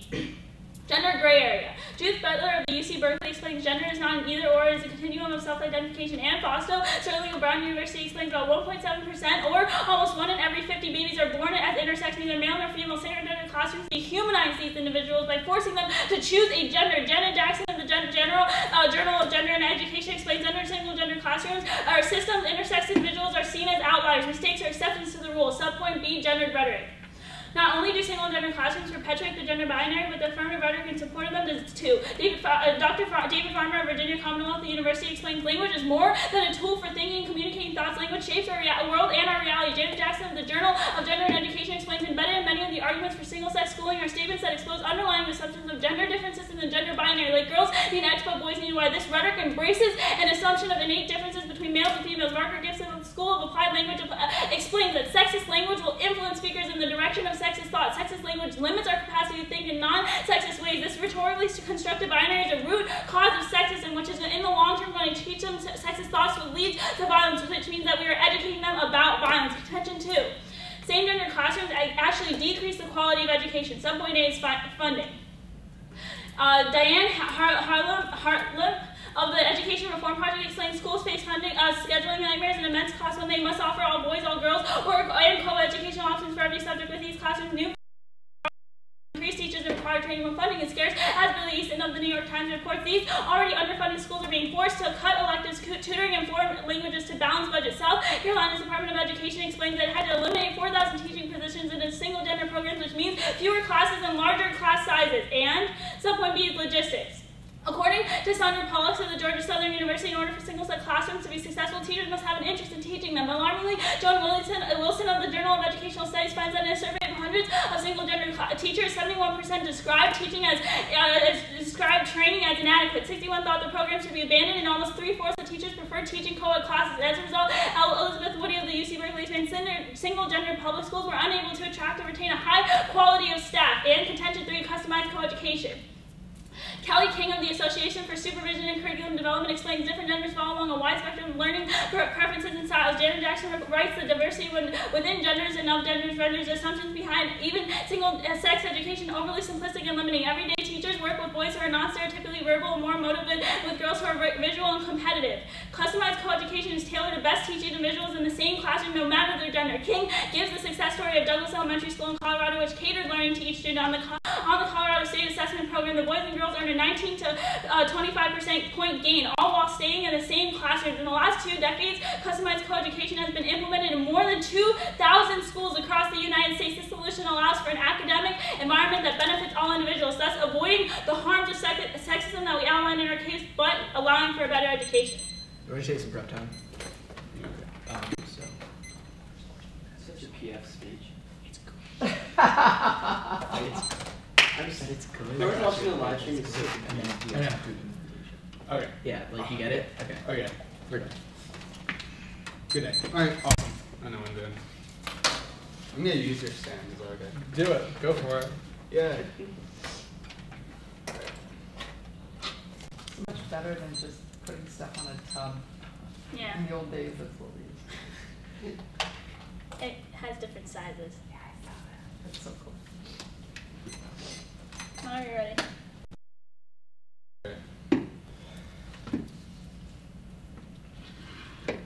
Everyone in? Alright, sweet. We affirm resolve. Single-gender classrooms would improve the quality of education in American public schools. Contention 1 is learning differences. Separating the sexes in the learning environment allows students to focus on certain learning tactics that are more efficient to different genders. Angela Magan of the University of Victoria explains the science, noting that parts of the male brain mature 4 years earlier in comparison to girls. On the other hand, they found that the part of the brain that processes different skills develops 6 years earlier for girls. Educators can take advantage of this difference and then use different teaching strategies to improve the education. The British Journal of Education published a study finding girls' learning styles require more open-ended learning tasks that are related to real situations, whereas boys show a preference to memorizing rules and abstract facts that express their comprehension factually. Overall, this concept, when applied to the classroom, is extremely effective. The State Education Research Center finds that girls in traditional classes achieve proficiency on the test 59% of the time, while girls in single-gender classrooms achieved overall proficiency at a rate of 75%. Similarly, 37% of boys in co-ed classes scored proficient compared to the 86% of boys in all-boys classes. In the end, the empirics provided show that boys and girls, when separately taught, benefit in terms of their ability to retain overall information and apply it. Contention 2 is the option. Single-gender classrooms are not the end-all be-all for educational improvement. However, the mere option of learning in a single-sex environment would benefit the public school system. The U.S. Department of Education explains that Section 106 of the Title IX Amendments in 2006 provides that students' enrollment in single-gender classes must be completely voluntary. The benefits are twofold. First, students under the option clause gain the benefits of single-gender classrooms while still interacting with the other sex within a coeducational school. Jesse Bruner, the Christian Science monitor, furthers, they learn the same curriculum, they still play at lunch and recess together, but the differences in their learning environments are apparent. These different learning environments often cater toward disciplinary needs, causing each student to be more behaved. In fact, Kenneth Marcus of the U.S. Department of Education finds for boys and girls the likelihood of being in a disciplinary problem decreases by 7% and 4% respectively in single-gender environments. Therefore, because students are more behaved and have the ability to interact with the other gender, they end up more mature. In fact, Robin Wills of the British Journal of Sociology empirically finds that single-sex classes have significantly increased the maturity and social ability of students. Moreover, when children were given the opportunity to educate separately in primary school, they reunited and were more socially prepared when they reunited in high school. Having the ability to better cooperate with the opposite sex as a mature person allows them to perform better in the real world. Second, students perform better when they choose their classroom. Biddy Hutton of the British Journal of Education furthers, another aspect of coeducational debate is the school organization. There is an inclination for pre-adolescent children to congregate into same-gender groups. Therefore, students feel more comfortable in their learning environment as it is natural and self-selective. Empirical research by Carolyn Jackson of Lancaster University finds that 80% of girls claim to be more confident in single-sex classes than in mixed-sex classes. Moreover, the same reasoning explains why Newcastle College finds that boys in single-sex schools perceive themselves as more competent academically. Thus, Paul Hansen of the Australian Catholic University concludes females and males in single-gender classes recorded an average gain in English scores higher than girls and boys in coeducational classes. In addition, students in single-gender classes drop out less because, as empirically proven, they are more confident in their schooling. Leanne Woodward of the Church School of Medicine empirically confirms this notion, writing that children were 1.7 times more likely to leave co-ed schools without quantification after adjusting for confounding variables. This is critical because even if you buy that coeducational schools will increase scores or are better, a person who drops out loses all the benefit of the education system. For example, Henry Levin of the New York Times finds that reducing the number of high school dropouts by 700,000 saves up to $1 trillion after 11 years. This shows that finishing your education is important to its quality because it's their key to success in society. Thus, we urge you to affirm. Alright. Process? Everyone ready? Yeah. Alright, so I get first question? Of course. Okay, so let's start with the part of the option. Why should you get to defend that point? Why should you get the contention to in your case? Okay, so the resolution says American public schools. In American public schools, you are required to have the option. So wait, okay, that's fine. The option exists, but that's not what the resolution is asking us. The Well, resolution is asking us from the place of the single-gender classroom, which is the best option.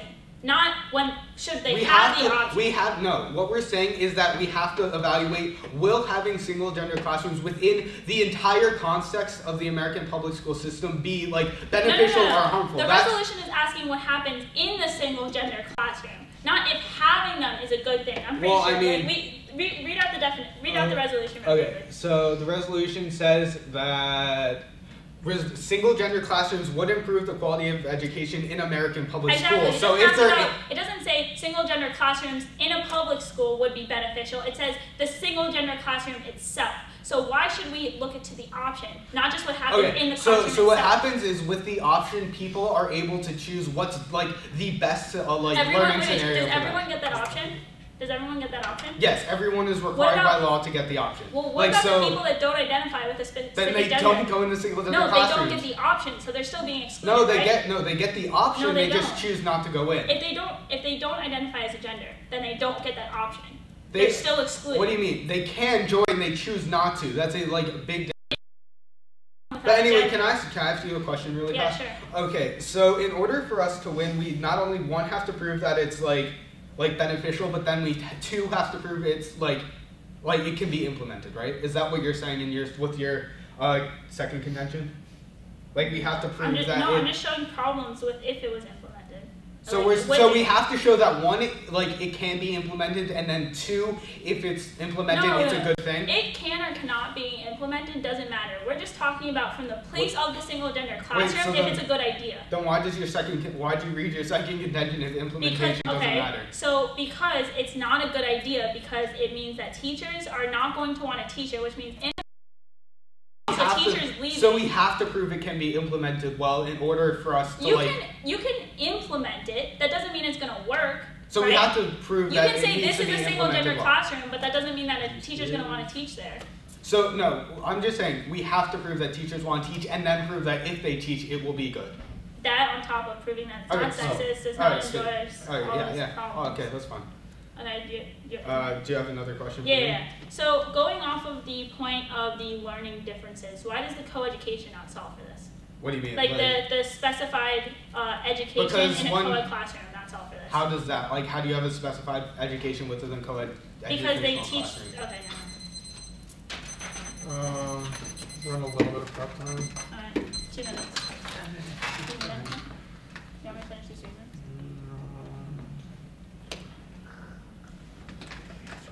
I hate debating this. Can we see your face real quickly? Excuse me? Yeah. You only had 2 contentions, right? Yeah. Okay, so just like a clarification, like during prep, so we have to prove implementation, and we also have to prove that single-sex classrooms are good. You have to prove that you don't lead to the harms that we outlined in our case. No. Yeah, is it implementation? So I have to prove both, right? Alright. Everything. Okay, everything. Prove all the things. All right. Go Brian!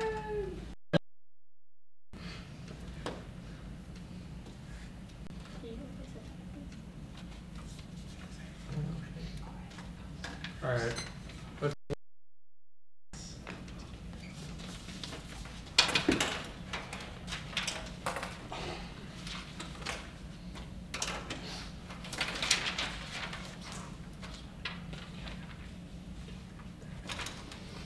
Alright, so brief off-time roadmap. First, I'm gonna go on their case, get a few framing issues, and then I'm gonna go on to my case if I have time.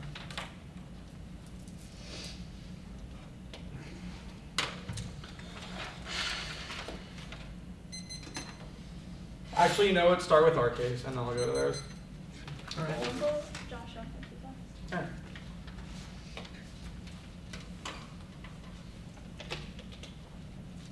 Everybody good? Yeah.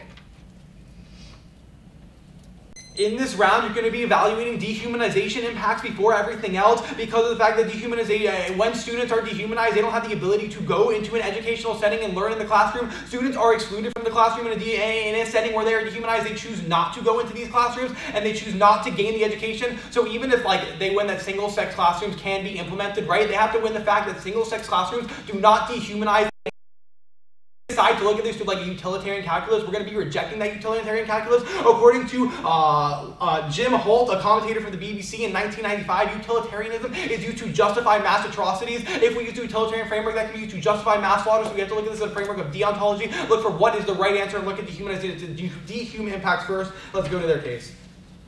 On their case, their first contention is that there are like learning differences, which is why it's important for us to have 2 separate classrooms. But first of all, our second contention is going to turn this, there are rigid social constructs that prevent like single-sex classrooms from being a good idea. There are 3 reasons why single-sex classrooms are bad in this context. First is because of the gender binary. We isolate in the subpoint A of our first contention that single-sex classrooms increase the gender binary because students are they ask themselves, why am I separated from why are the boys separated from the girls? What makes boys and girls different, which gives them the ability to exclude us, similar to how in the 1940s, blacks and whites were segregated in the United States education system. Next, they assume that boys and girls are different because of cognitive reasons, biological reasons. That's going to be a link into sexism. This is an independent reason to reject the team. Assuming biological differences between boys and girls is what increases this gender binary that exists in status quo, which is what increases the dehumanization that exists and is felt by these people. Next, They next go to their second. The other reasons why you're going to be rejecting this is the gender gray area. There are 1.7% of children who are born having both male and female organs. We call those that is defined as intersex. There are people who don't have the ability to identify. They don't have the ability to choose to what gender they identify with. When people do not have the ability to say what gender they are and things like that, that means they don't have the ability to go into the opt-out system. So let's go to contention 2.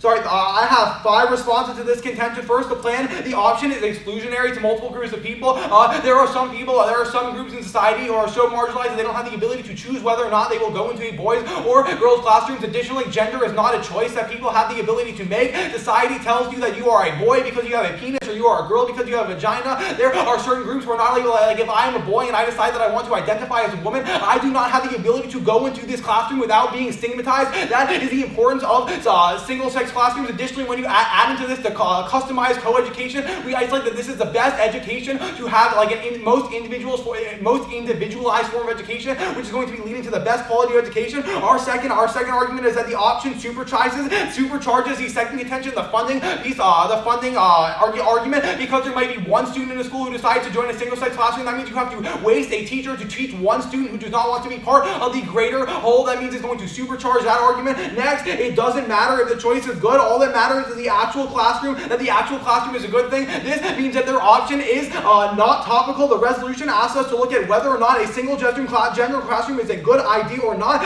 if people should have the ability to choose whether or not they want to be part of a single gender classroom. This eliminates predictable limits from the ground. We come into this debate expecting a debate about whether or not single gender classrooms are a good idea, not whether or not people should have the ability to choose whether or not they want to join a single gender classroom. Additionally, this destroys all negative ground. We don't have the ability to make links to arguments predicated off of things like options and things like that. When they don't give us stable ground to stand on, this takes away links to all of our argumentation.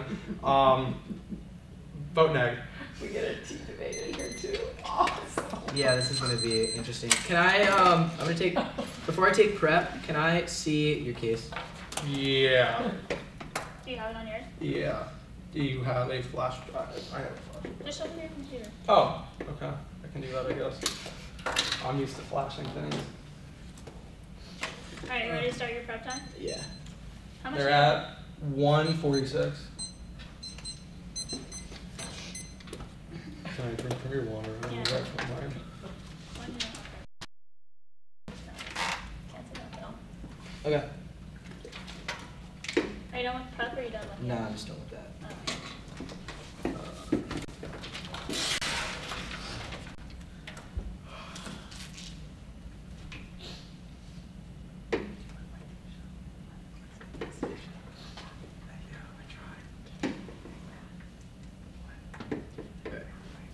Alright, so it's gonna be, I don't know, should I do the off case first and then their case? Or which would you prefer? I'll go with whatever you got. Alright, I'm gonna do the off case first.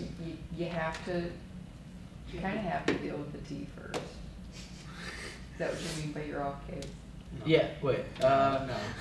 You're confusing the PFers. Yeah. You have to deal with topicality first. Because if you don't, they win tea. Everything that you said doesn't count. Okay. Alright, then I'm gonna take a little bit more pep time. Okay. That's okay. You can. Your tea answers are really easy. Yeah. Okay. Do you still need more prep? Then did I explain that? I like how your face is good point. Are you a policy writer? Mm-hmm. Oh yeah. Okay. Do you judge my novices at At the State Sun? Quals? Oh, at State Quals. Yeah, against the Pinecrest team, where you told them you were an interim coach and yet they spread anyway. Both teams did. Oh, it was so funny. That was so funny. So smart. They were adorable. I know. We only recruit adorable kids. One of them actually does theater also, and so his show is tonight and last night. It's Susical. How many is your little? Hey, go ahead. You have 21 seconds left. Yeah. Yeah. Josh. Which not? Michael. So I'm gonna just make a quick little response to tea that Jeeber's gonna explode on. Then I'm gonna have an off case, which is theory on fairness, and then I'm gonna line by line El Casa. the case. Hold on, I need to Can you repeat that one more time? What? He wants an egg and then new sheet of paper. Okay. Or he wants a tea and then new sheet of paper. So T, new sheet of paper. Yeah. Anything else after that? How much you putting on the off case? The off case? I am not sure. I would say it's about 300 words, but I'll probably. So it's not going to cost me more than 15 lines. Yeah, I wouldn't say it's. He wants a T-shell against an. He wants a theory debate against an ugly debater. Yeah. You are sadly mistaken. Do you have a timer? Here, you can use mine. That should be interesting. It's okay. I mean, why not? Like, you have 2 minutes to respond to possibly a 4-minute. All right. So, all right. First, it's gonna be answering T. Coach's round robin, debate fusion. All right. It's gonna be T. Morsel. T off. All right. Ready? Got it. They first talk about killing predictability because we're doing the opt-in, but no, it's actually key to predictability because all American public schools actually require the opt-in. Insofar as that's true, it's key to predictability. We're winning on topicality. You drop them because they're actually talking about schools, not the opt-in option. But further, A, interpretation, each debater must have only one sufficient ballot story. B, violation, they have multiple sufficient ballot stories because they run implementation in the second contention, and that we have to prove that single-sex classrooms are good. That's obviously A strategy issue, C, standards, because their argument functions on a higher level than our case because it's destroying the strategic purpose. 2, on reciprocity, they can like through their arguments, they can just win like 1 out of the 2 arguments, but I must absolutely win all defense on their arguments. Then 3 is predictability in round, since they don't have one sufficient ballot story, I cannot know what they're going for in the next speech, so obviously that's going to be unfair. But then lastly, turn ground, it's insufficient burden does not mean any good turn ground because I can run a bunch of turns on one burden and not win it. But then lastly, you're going to be it's going to be voter, and it's going to be fairness, because remember that because ground outweighs all other standards, because without capacity to have ground and make arguments, we can never even begin to be fair or be educated or have a debate. But furthermore, because debate is a competitive activity, there's no actual way for us to debate the argument. It's going to discourage debaters from actually engaging the activity if they believe that it's being unfair. But then go to their first contention, where they essentially talk about gender stereotypes. I have a few key responses. First, the Center for Education Society finds that teachers were more intellectually encouraging and demanding of boys and rewarding girls for good, appropriately feminine behavior in co-ed schools. In fact, there was more sexual harassment of girls by boys in the classroom, and it was not uncommon. So overall, we're actually linking directly into this argument because now there's more sexual harassment that links directly into the overall sexism in their subpoint A. But furthermore, look at the Center for Education Policy again, which finds that co-educational schooling boys are encouraged to solve problems on their own, while teachers typically just help girls out. In fact, the Center for Education Policy finds that boys are called on 8 times as often as girls and are praised rather than reprimanded for speaking out in turn in class. But furthermore, remember that the option solves back all these harms because people choose to engage in these classes and understand that they are separated because it might benefit them. Insofar as there's the option, they actually get to choose if they're in this class. But then furthermore, empirically, when you look to the University of Michigan, they conducted a graph and find that there was overall more sexism and more sexist remarks in co-educational environments. But then the National Education Association finds that you feel more comfortable about your abilities without worrying about how you appear to boys when you are in a single-sex classroom because you don't want to try to appear popular. In fact, it is likely that teachers of a class of boys will adopt a teaching approach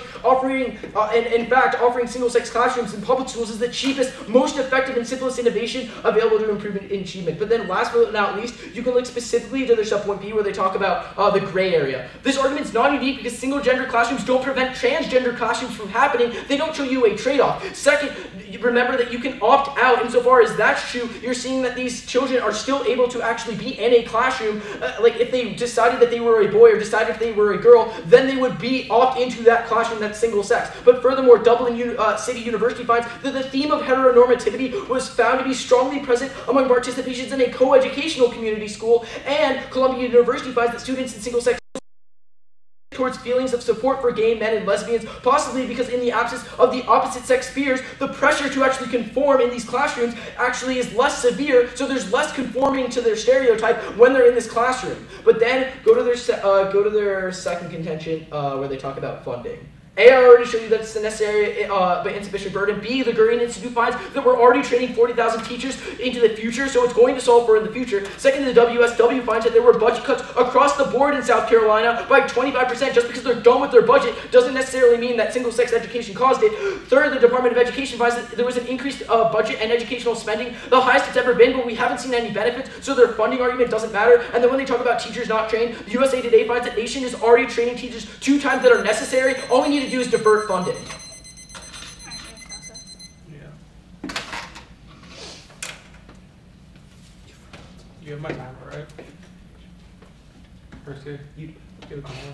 Sure. Just fun, do it on here. I know where it is. Alright.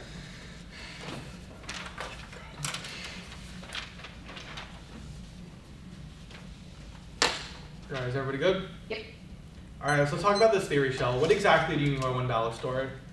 So you have multiple avenues to win the round. You can say that implementation fails, or that single-sex classrooms are bad. Or I have to prove that both are true. So it's You have to prove that both are true. Yeah, so it's unfair because you can win under 2 ballot avenues, but I can win under only And you're 1. saying that there's only one ballot avenue that you provide in your case that you can win under? Huh? Yeah. I have to prove that overall. What if I prove that it's good in a vacuum? What if I prove that you have multiple ballot avenues in your constructive? Does that what happens to this argument? Then the theory washes. Oh, so you weigh between the first you weigh between the egregious violation, right? Between. I mean, you can weigh between which is a more severe violation of necessary but insufficient burdens. So, but then second, you wouldn't be winning because then if we're both violating, then the theory shell goes away. All right. Can I ask you a question? Yeah, go ahead. Okay, so you essentially say that overall there's single gender classrooms prevent transgender kids from having a decision, right? Not only transgender. Okay, yeah, children, people who don't identify with a gender. Correct? Yeah, there's multiple different groups of people who are excluded from having a choice. Okay, so how does single gender classes, provided as an option, prevent a classroom that offers kids who don't identify with a gender? Sure, because in the status quo, according to dictionaries like the Merriam-Webster dictionary and many other policy dictionaries, single gender classrooms, gender only applies to the difference between masculine and feminine. Gender in the status quo is not a construct that applies to other genders that people like Jordan and I consider to be genders, right? So at the point where but that doesn't I don't think you understand. That doesn't matter, right? That doesn't matter. I agree, yes, but if the single gender, yes, obviously gender is not a great word on the topic, but what I'm saying is that doesn't prevent a classroom that can offer for no gender, right? There's no trade-off between the two. But okay, so if now there's an option. Right, now there's a place for no gender. That's not single gender, that's anti-topical. There's a place for multiple genders. That's not single gender. Wait, that's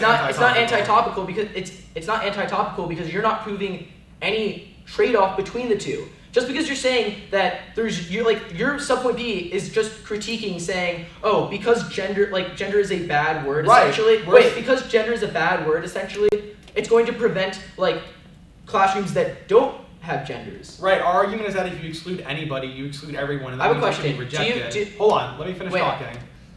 Our argument is that if you exclude anybody, you should be rejected. At the point where gender is an exclusionary word and up to excluding up to 2% of the population, right? Because of the fact that the topic is worded as single gender, it is something that has to be rejected. No, you don't understand what I'm saying. That's our argument. No, it doesn't. You're not excluding. Because if they did conform, for example, just because I'm not amazing at basketball, or I don't consider myself a basketball player, that doesn't mean that basketball is excluding me. Okay. We have 111.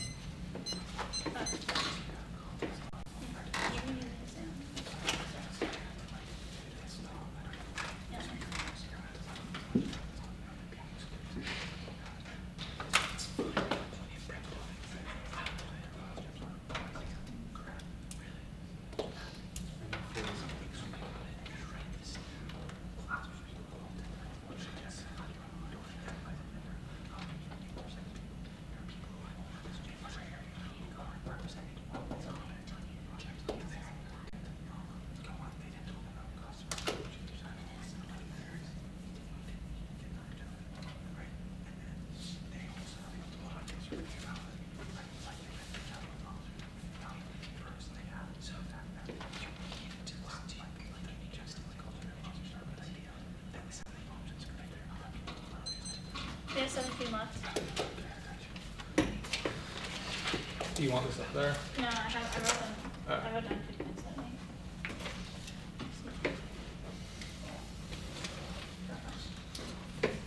It's squishy back there.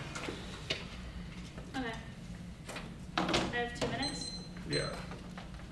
Pass me my water.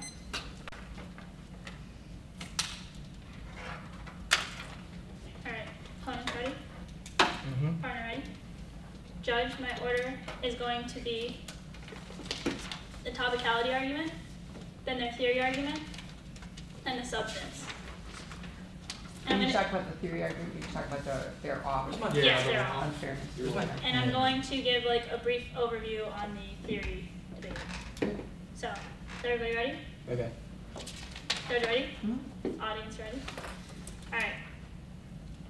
First of all, T is going to be coming before theory because the theory is on with the information in the debate, but we can't talk about the information if they're not being topical. So topicality is going to come first. The only response they make to the topicality is that it's key to predictability because other schools have it. First of all, you're going to extend the fifth point that my partner made, which is that the resolution is asking us whether to look at whether or not a single gender classroom is good or not. Not if people should have the ability to opt in or not. So it doesn't matter if schools around the country have single gender classroom options because that doesn't make it predictable. What's predictable in this topic or like in this debate round is if single gender classrooms are a good option. Either way, he excludes the four other arguments that he makes on this case, which is first, the option is exclusionary to people that are like transsexual or intersexual, so that's going to be extended. The second argument is that gender is a social construct, which means that it's still excluding people. The third is that it supercharges our funding argument because that means that we're going to have three different sets of the classroom, even if one person wants that double gender, and also that you're assuming that they conceded the term that assuming boys and girls are different is a link into their sexes. And the fourth argument is that this option is exclusionary for us because it takes away all of our ground in the argument. Because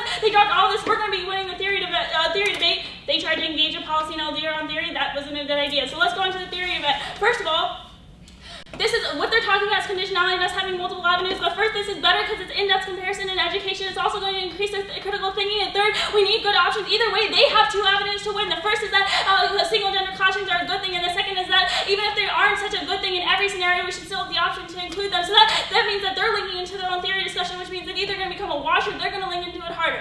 Then on the arguments.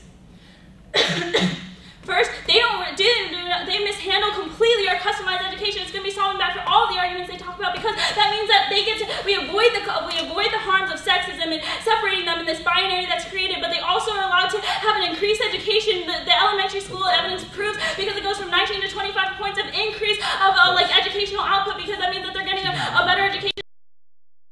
They're excluding an entire subset of the population. I'm gonna take prep. Yeah, you have 21 seconds. Okay. What? Do this. I did this? Yeah. Oh. It's a prerequisite. Jill. And the next thing you have to be buy into to be like, maybe if same-sex classrooms are good in order to prove it's a good option. I did hear it on GPF round. Yeah. Yeah, you're not going to see that. I can really handle this. It's not fast. It's just like fast. It's all the arguments that are not slow. That was fun. No. Short. You had to start with, or you had to have dehuman. Yeah. Oh, I did. Okay. Oh, we still have top now. Okay. Oh. So, do you have the timer? No, he's using it. Okay. Thank you. Only if you use it and start it. Okay, so it's going to start on T, and then theory, and then substance on their case. Case? Yeah. Okay. Extending terms. Okay. So. Alright, ready? So on T, she says it's not topical because basically,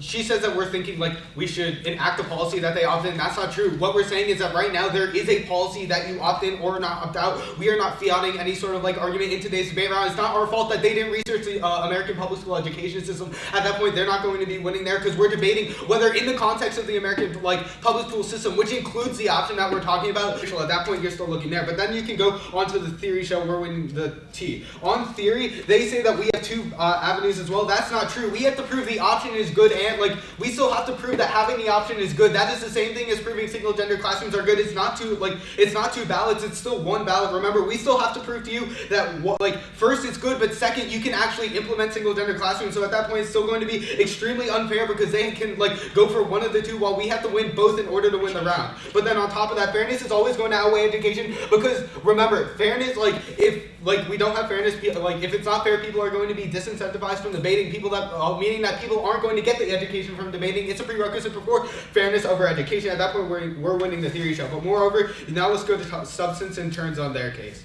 So first, you can extend on their subpoint B the Dublin University evidence, which says that the heteronormativity is much larger in coeducational environments. That's going to be extremely key because when you're looking at a comparative analysis, you can always see that coeducational environments are always going to be worse than single gender environments, even if both are negative. Understand that single gender classrooms is always going to be better. Then you can extend the Columbia University evidence, which is that single gender classrooms actually support more on not heteronormativity views. So people are actually more or less willing to conform to heteronormativity. They're branching out. They're not dealing with this impact anymore. We're winning off of dehumanization because we're decreasing the most amount of dehumanization. But then finally, remember, we show you that we already have double the amount of teachers we need in the USA. They're just not getting employed. We divert the resources elsewhere. It's really easy to fund all of it. All right, crossfire. Ready? That was good. I believe we get first question. Do you want your timer back? Yeah. Yeah? Yeah. All right. Is everybody ready? Alright, you want to start with the first question? No. Okay. Let's start with the fact that this theory argument. Why do you only have two avenues? I mean, why do you only have one avenue? Because we have to do two things. We have to prove both that single gender classrooms are good and that it can be implemented and is feasible. And we also have to do one of the two. We have it to be fair. Okay, what? We have it to be fair. We have it to be fair? Yeah, because it kills predictability when we decide to run three different ways to win the round. How did you respond to our conditionality arguments, which is? Well, I actually gave you. All right, so let me read through options is a good thing. Let me read through my standard. It specifically says, okay, so first I show you that ground outweighs all other standards because without the capacity to have ground and make arguments, we can never. I don't want a reiteration of what you said in. I mean, you asked me what my impacts were. Or the response to conditionality. Okay. Yeah, what the response. Oh, yeah. Okay. Yeah, I have a question. Okay, so you essentially talk about T, right? Yeah. Okay. So what in the status quo? How does single gender classrooms work in an American public school system? What do you mean? How do they work? Aren't all single gender classrooms in the American public school system an opt-in, opt-out basis? Okay. That is not what the resolution is asking for. Well, wait, it's not asking does for it the specify? status quo. It's asking for from the starting place of the single gender classroom, what happens in that classroom. Wait, that it's not looking to the option, it's looking to whether the classroom it looks itself in the is American public school system, it literally says in the American public school system. That end implies of that the we're looking at the real world, what's going on in the status quo. Okay, that in the public system. It's one thing if it didn't have that, then I would agree with you. But even if we bought your interpretation, what you're saying, then you drop implementation because we're not looking at the status quo, so implementation if it's what doesn't we're matter. saying, then you guys are untopical, which means you lose this round. Yeah, but we didn't concede that. We said even if. Okay. And we're not just talking about opt-ins. We're also talking about just the concept of single-sex education is good. That's why we do the Center for Education Policy. You're still not justified why you get this option. It's fact. It's fact. Okay, it's not, there's something, you know what a fiat is, right? A fiat is, yes, fiating an argument is just putting something forth without any empirical backing of it happening in the status quo, right? This is the option is fact. The option is fact. What you guys are trying to do is fiat and advocacy onto us. Okay, you're not listening. I'm not arguing that the option isn't fact. I'm arguing that the resolution asks us to start from the place of the single gender classroom, not from the place of having the option in the American public school. Read the resolution one more time. Okay. Go ahead, Julie. Single gender classrooms would improve the quality of education in American public schools. The option is okay, American public schools is a place of location. It's not saying that's what we have to debate. It's an entire system. That's comes with rules and restrictions. So so why should we debate an imaginary world where there's American public schools with only single gender classrooms? That doesn't make any sense. All right. Well, we'll take the 17 seconds we have. Do you know what you're doing? Yeah. Okay. T, then I'm going to go just turn.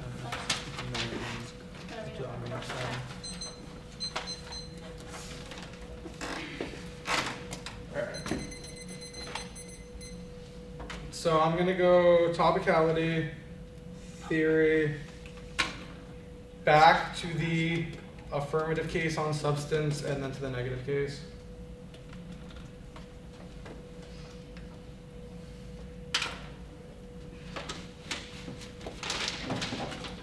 Alright. Is anybody not ready?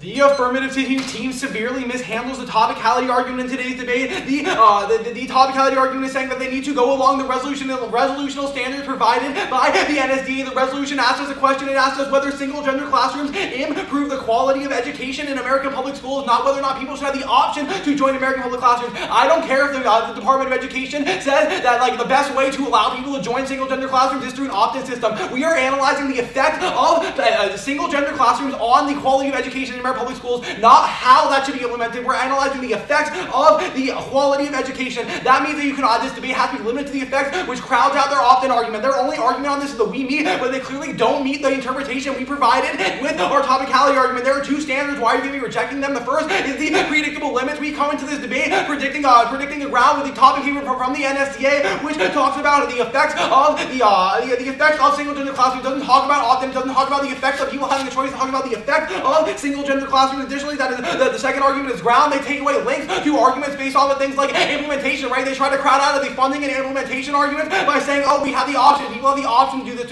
which means they don't have these funding arguments that they're proven instances of in around but you can drop them down to topicality. We say that topicality comes before any theory debate because so even if you think they are beating us on theory, which they're not, you're still going to be evaluating the topicality argument first, which we're winning on. Now I'll go to theory. They didn't extend their interpretation or any of their standards in the last speech. Vote for the team that does the better debating, not whichever has a true argument. Extend our standards conditionality and multiple ballot avenues are better for debate first because it's more real world. In the real world, people evaluate multiple options before choosing which is the better option. And next is for better education. You have the ability to look more into the thing and look at more different options in order to choose which is the best option. Yeah, education's more important than fairness. If there was no education, schools would stop funding debate. Now let's go back to their case. They concede the term that we read on their first piece of evidence, which is the reason why you're going to be dropping the team. They assume that constructs of gender based on biological was linked into sexism. This is the reason why you're going to be rejecting the affirmative. Look at topicality first. Sweet. Let's go, Brian. Let's go, Brian. Timer. Alright, so I think it's going to be T, then it's going to be theory, and then it's going to be, give me my computer. I can't stand it. Then it's going to be, LD is short, but this is worse. the whole sex, stereotypes debate. A minute makes a big difference. Alright, this page, no, it's not. You gotta flip it. Alright. Yeah. This page. Okay. They say T comes first. Great, we didn't mishandle it at all. Remember that, if they're looking to killing predictability, remember that it's key to predictability because it says in American public schools. They completely ignore the second part of the resolution. Remember that we're not looking to how it's happening. In fact, we're just looking to what's happening in the status quo. We're not looking to any implementation or a fiat in the future. In fact, if anything, they're fiating. They don't give us any reason why we should look to an imaginary world. We're literally in the American public school system. Like everything is single-sex classrooms. That's why you're going to be looking to the opt-in as a whole. And so far as they say T is the biggest voter, you're going to be voting for us right there. You can circle it on the flow. But furthermore, go to the reasons why you vote for us on theory, which is the next level of the debate. Remember that A, you can extend their interpretation. They can concede. They just try to link turn it saying that education matters because it increases critical thinking. Remember that Jeeber makes the analysis that fairness comes before education because people won't want to actually go and debate because they think it's unfair. That controls the internal link into education. So I'm going to be winning that argument as well. But then furthermore, they say that we violated. But guess what? Jeeber responds back into that because we show you that we just have to prove that single-sex classrooms are good in an opt-in option. It isn't two arguments or two ballot avenues. It's rather one ballot avenue where they have two ballot avenues where A, they're showing you that they can show you that single-sex classrooms are bad, or B, that they're showing you that there's not enough funding. That's obviously two ballot avenues. That's obviously unfair. That obviously destroys turn ground because I can put one turns on one argument, but it won't matter. But then reasons to vote for us on substance. First, they don't respond to the Dublin University evidence that says that overall there's increased heteronormativity in single-sex environments. So if you want to look to the only comparative analysis, you can actually see that there's more heteronormativity when you're in a co-ed environment. But then furthermore, they dropped the Center for Education Policy on their subpoint A argument that says specifically that when there's like in co-ed classrooms right now, boys are called on 8 times more than girls, so obviously the problem is bad right now. I show you that in the future, it's going to get better because I show you that there's less harassment and overall less stereotypes in the future, according to the University of Michigan, when you look at both single-sex schools. I'm giving you the only comparative analysis. I'm winning on every layer of the debate. Good job. You know, actually, what's really interesting about this debate is that you guys have just proven a couple of, on a stream, you've proven a couple of things in terms of why there are 3 different styles of debate and shouldn't be fused, right? Yeah. Because when you, no, and I mean this in a really positive way. I think this was a really interesting thing to show in terms of like why you don't combine, you know, the events.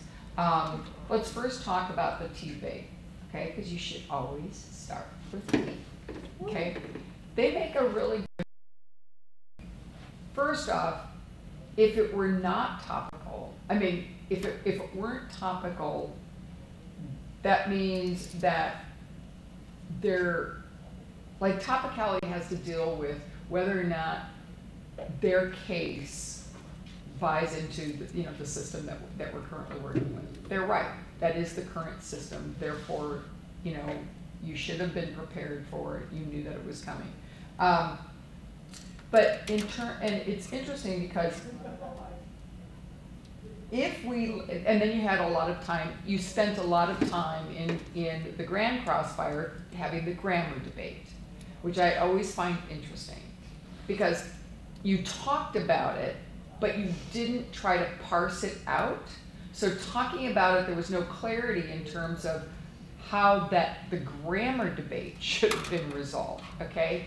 If you, and not that I'm going to give you a grammar lesson, but you called for it and neither of you resolved the grammar debate, right?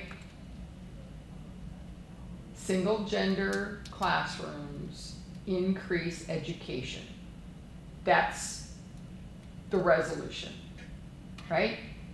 Where does in the public school system fall? Does in the public school system, is that, it's a prepositional phrase, does it modify the single gender classrooms? It modifies, it connects to the increase in education. Education is increased in public schools. That's a phrase, right? Okay. And so it's that phrase that you're identifying. Those single gender classrooms could happen anywhere. If they happen, is education increased in public schools? No. You know, the way the resolution is worded, you could have said single gender classrooms in private schools ends up increasing. I don't know how the hell you prove that because I don't think there's any evidence. But if somebody wanted to, They could. they could. Okay. Right? Because of the way that the resolution is worded. That's how you know, topicality would have worked in that case. So having the grammar debate I thought was silly, but that's okay. It's because policy, I mean, topicality arguments are silly. But it also gives good reason not to do topicality debate in public forum, right? And I think that that's a lesson that got proven here, right? Then going to the fairness debate. Fairness is it fair to, because the argument was, is it fair to debate topicality? No. Is it fair to have an option debate, right? That was what the fairness argument was about, whether It was or not. like more on like if they have to prove like they're saying like. Oh yeah. That you would have to prove 2 arguments as opposed to just proving right, one. just proving one. That kind of gets you know, punted out because who cares how many arguments you have to prove? You have to prove the debate one way or another, whether or not, and whether you're in PF debate or Lincoln Douglas debate or policy debate, this is actually kind of fun because I can actually point to all three of them. Or a little bird, you still have a bird, right? In PF, there is no assumed burden. Like in policy debate, the negative always has the automatic win if the affirmative doesn't prove a prima facie case. That doesn't exist in PF, right? In Lincoln Douglas debate, no, I can't even remember because Lincoln Douglas debate is transformed so much. But there really isn't. It's like people will argue in Lincoln Douglas debate that the affirmative has to affirm and the negative has to negate the affirmative and negate the resolution. And then there was a whole critique debate that says that's too much burden on the negative. You know, and it's like both are educational, so I kind of throw that out. Because if the impact is education is benefited on both sides, so that one becomes a wash. So then but I think it's valuable that it happened here because then you can identify, okay, that kind of off in a PF round didn't benefit the debate, right? So that kind of proves, you know what? Maybe the debate in PF should stick to the arguments presented in the debate. So if I just go to the arguments in the debate, you guys have a killer. I loved the composition. Yeah. Your arguments are really strong, especially the gender gray area, right? I thought the gender gray area was excellent. However, a lot of the gender gray area impacts came off of the option argument because it really annihilates the option argument. You guys were arguing to throw in the T debate to get rid of the option part of the resolution. Well, then you lose all the impacts off of your gender gray area. Oh, like if we take it out, then we can't have that link. Exactly. And that would have been, that would have been unfortunate, right? They come back with the heteronormative aspect in terms of these single, and I would probably have asked to call for cards on this. They're saying that single gender classrooms are more supportive of difference, right? But there's no warrant behind that. I would have if you had just done a straight case-to-case debate, I think that you would have clobbered them.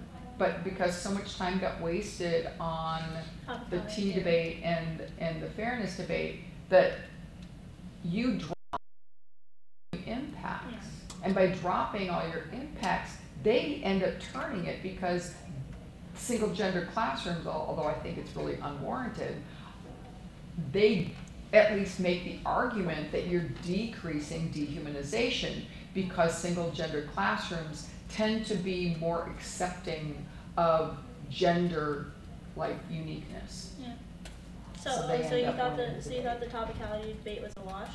Yeah, it does become a wash. And it only because if you win it, you lose your case. But if we win the topicality, we win the vote. Right, but you don't win topicality because they are topical because there was the grammar debate didn't happen. Okay, and you did. So I'm just out of curiosity. Mm-hmm. So the part about like even though it's in the status quo, that's not what the resolution is asking about because the resolution is asking from the place of the single gender classroom. Right, but even in the place of the single gender classroom, they get the benefits of the term. Which term? That happens afterwards. But if all of the benefits that they get in their case aren't specific to the option, right? Okay. And the topicality is just on option, right? Yeah. Right. I think. I mean, yeah. It's also done thinking that. Okay. So even if you win topicality, they still win their case. Okay. Because you're only, if you only take out the option thing, Yeah. it doesn't do anything in terms of their single gender classrooms being better for your gray area. Oh, okay. Alright, so, okay. Does that make sense? Yeah. I just thought that, like, since even if topicality only took out one contention, if it's the voters better, then it's still, okay. Because it has to take out the whole plan. The Oh, plan. okay. Alright. And yeah, we didn't spend enough time with that. Fun round. Fun. But again, I think point it's of really, this? I mean, but in terms of, I think it was educationally really interesting because it really does show that there is a clear need for the 3 different debates to stay clearly separate and different. It's one of the I would say reasons why. should probably stay like Substance. It's all time. It's all time. it's all time. Right. Like, we didn't have enough And- time and to Yeah, do part there's not enough of- time to like flesh out a T debate. Right, exactly. And part of PF, and the reason that they just have 1 month on a topic is to limit and narrow the debate to just the substantive arguments on the debate itself. In policy debate, the reason why you have that whole year is so that you can flesh out so many different types of debates. There are so many different types of cases. You want to limit the case selection in PF. You don't want to limit case selection in policy. Lincoln Douglas debate is really going through an identity crisis because I'm seeing it from a distance. I started in LD in like 80, like 4 or whatever.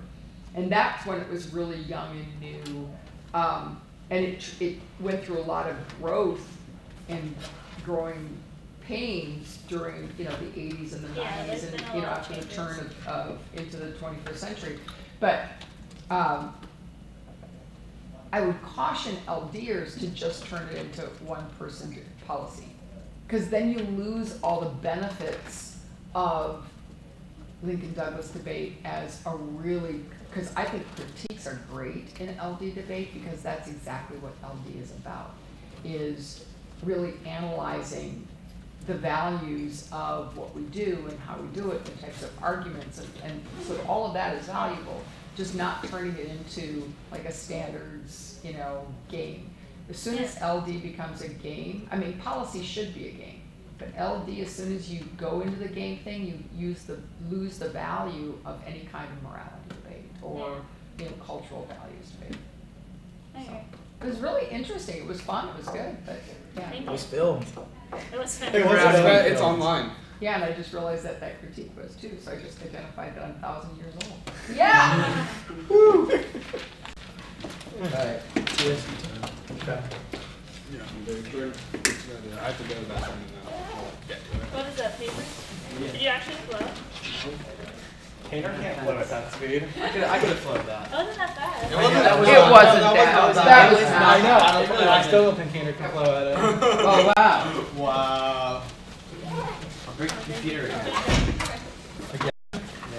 Not again. Yeah, Wait, how do you break it? At Berkeley, Oh. How do you keep breaking I it? was asleep. And Whatever, we had a fusion Is the debate. live stream still on? Yeah.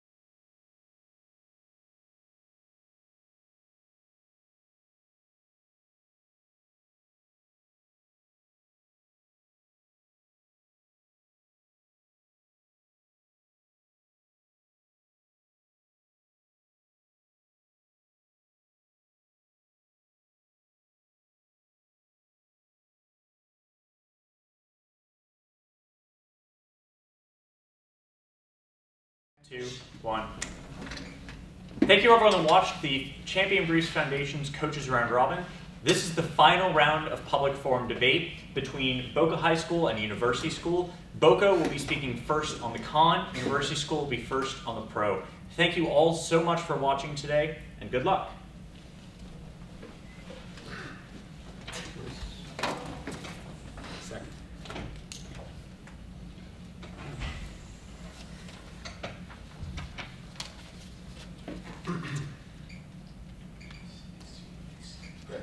Please show my opponent, partner, judges. Yeah. Yeah. Yeah. Okay.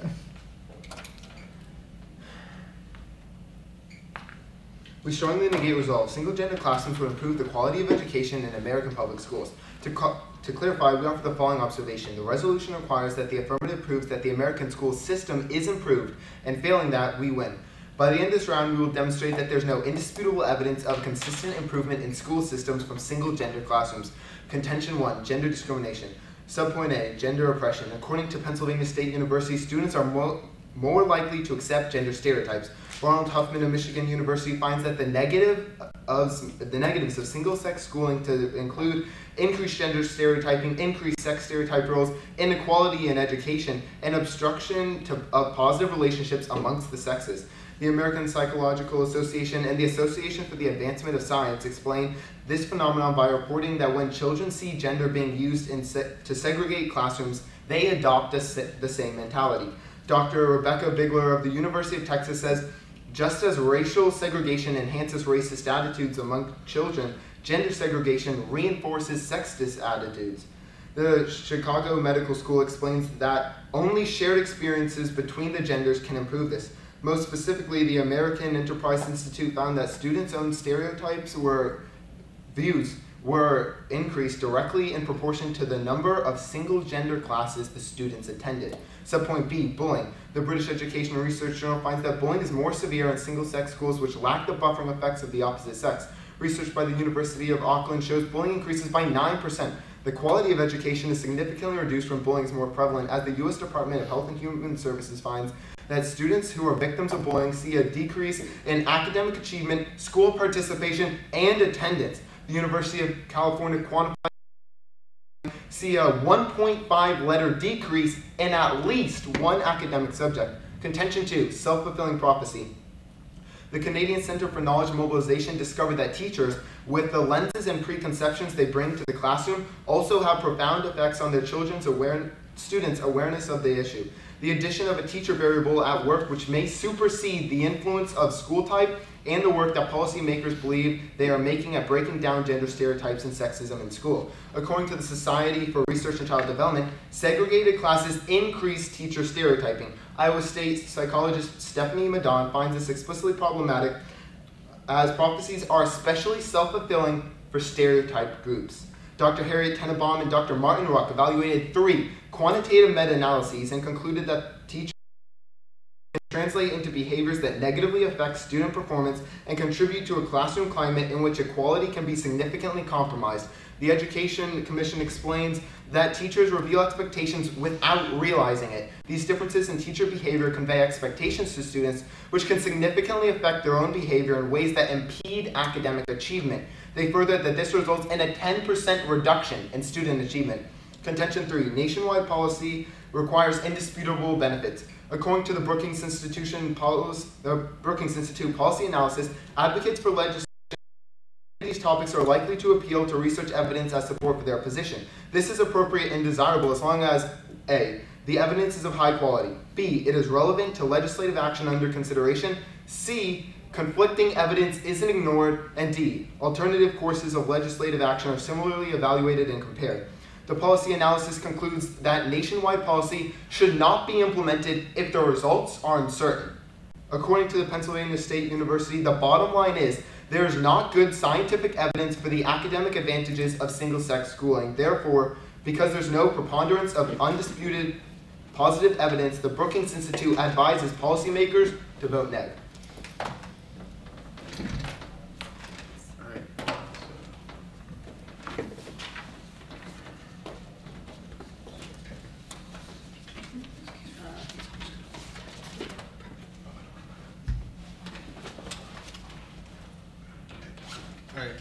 So,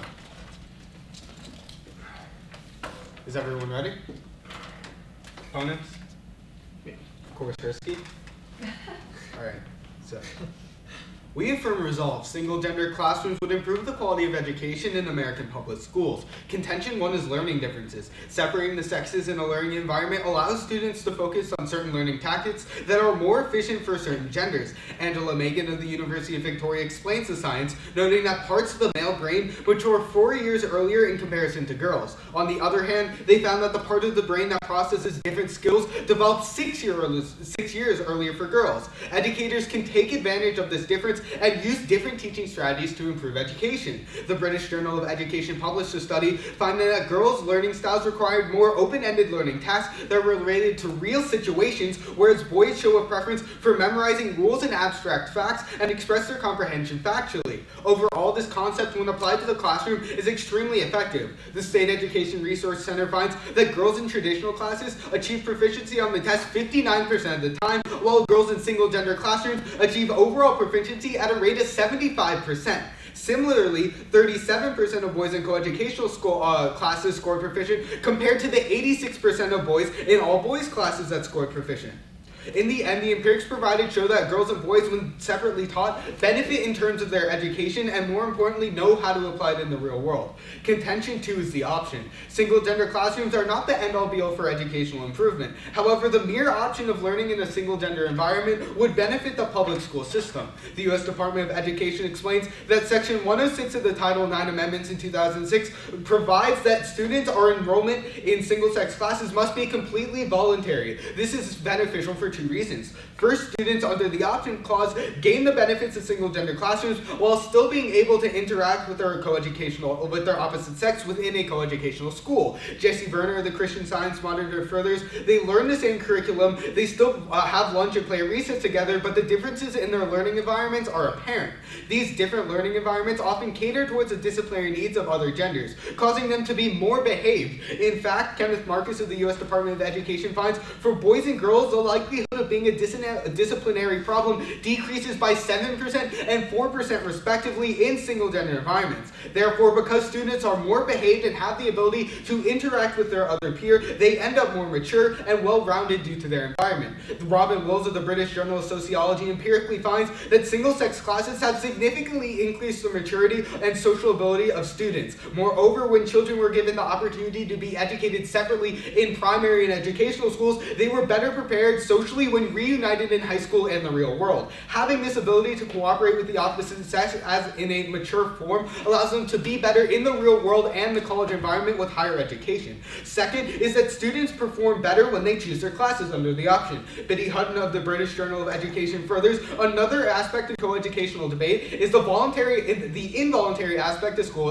organization. There's an inclination for pre-adolescent children to congregate into same-gender groups. Therefore, students feel more comfortable in their learning environment as it is natural and self-selected. Empirical research done by Carolyn Jackson of Lancaster University finds that 80% of girls claim to be more confident in single-sex classes than in mixed-sex classes. Moreover, the same reasoning explains why Newcastle College finds that boys in single-gender environments perceive themselves as more competent academically. Thus, Paul Hansen of the Australian Catholic University concludes that females and males in single-gender classrooms recorded an average gain in English test scores higher than those in girls and boys in coeducational classes. In addition, students in single-gender classrooms drop out less because, as empirically proven above, they are more confident in their schooling. Leanne Woodruff of the Christ Risk School of Medicine empirically confirms this notion, writing that children were 1.7 times more likely to leave coeducational schools without qualifications. This is critical because even if you buy that coeducational schools will decrease test scores, a person who drops out loses all the benefit of the education system. Thus, I urge you to affirm. Any question? Yeah. Your time. Yeah. Okay. You got a first question? Yeah. Okay. So if I have one AP Bio class in my school now, how many will I have if we implement this program? Like, I mean, I'm not entirely sure because it depends on the class, like what classes the school offers. Like every school is different. I can't give you like one universalizable like thing that's going to happen to everyone. Okay. Because like all like funding differences and stuff like that. Okay, so if we implement this policy, if I have one AP bio class now, won't we also have one co-ed, one single for girls, and one single for guys? I mean, that could happen if they made the AP bio class like single gender. Like, but yeah, isn't that your whole premise that there has to be an opt-in, Yeah. and you can't opt in if the class isn't there? Well, but they don't have to opt in, so yeah, there's but single like, choice and both. Well, yeah, if they So, decide yeah. to make a certain class Okay. single gender classrooms. But anyway, can Which I ask? is all of them. Yeah, but anyway, can I ask you a question? Sure. So when you talk about the University of Auckland, what's the Yeah. sample size of that study? How many people does it look at? I'm not entirely sure, but it quantifies the increase in bullying. But doesn't it only look to like it only looks to a couple of schools, but then on top of that, it's single-sex schools, not classrooms, right? Okay. Like there is a big difference between the two. Okay. First off, what you have to recognize is even if it's not as prevalent, it's still going to be prevalent, and you don't provide any other evidence. Well, just because it's a Brian, small obviously- amount of people doesn't mean it's not true. It's more true than anything you've provided. Well, obviously we haven't had the rebuttal speech yet, but when Brian gets up and gives you reasons why this Auckland analysis isn't going to be good, because one, it's too small of a sample size, so you can't apply it to every single place in the world, because it's a single-sex school, which inherently has a different environment, because you're deprived from like interactions with the opposite sex outside of the classroom environment. Like, as we show you Can I in ask you a case, question? they are more mature because they have other, well, I was just responding to your point. They are more mature because they can like have different learning environments, but yet are able to cooperate outside of that. Okay, your first contention, you talk about learning differences. Yeah. Can you like quantify the amount of like differences between guys and girls? Like that And, girls oh, are like so well, much different that it actually yeah, inhibits their academic performance? Well, yeah, we actually quantify that with the first piece of evidence we read in case from the University of Victoria, which explains that parts of the male brain mature 4 years earlier, Yeah. while other parts for women That's not mature my 6 question. years earlier. Well, yeah, My we're question quantifying is the difference. how it impacts their academic performance just because girls are more mature Well, than guys. if Does that you're- make them smarter? So then you can look to the second piece of evidence we talk about, wherein if you like, for example, girls like more real situations, like empirically. So if you cater towards them and give them more real situations in the single gender classroom, it's going to be more effective. Okay, you're not answering my question. I I don't really care what they prefer, but does it actually have a major impact? I might be Yes, it better does. at math than English, but Well, is that like- really like... Yeah, it does have a big impact as you look to the State Education Research Center, the piece of evidence after the last one, which says that you increase the overall proficiency. For example, it's 20%, and Can then you explain to me how? because when you cater towards different learning styles, they're able to do better in school because they have a more efficient environment. You guys taking prep? Indeed.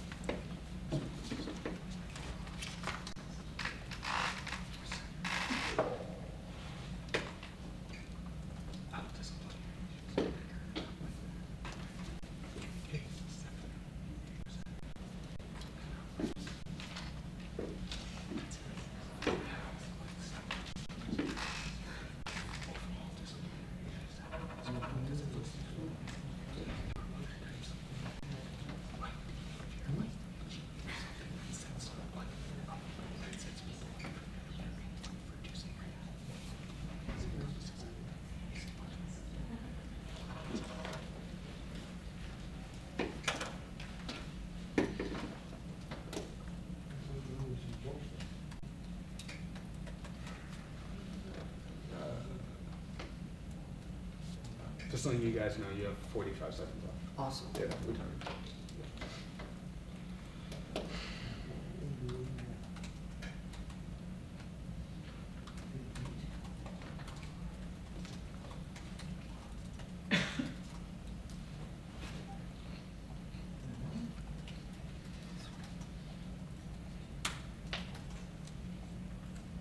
Seconds left. Awesome.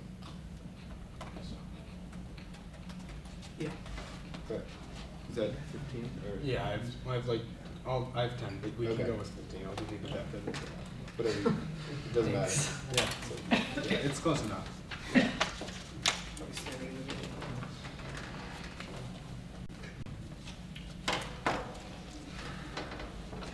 Alright. Yeah, sure. Everyone ready? Proponents? Josh? Alright. Just going down their case.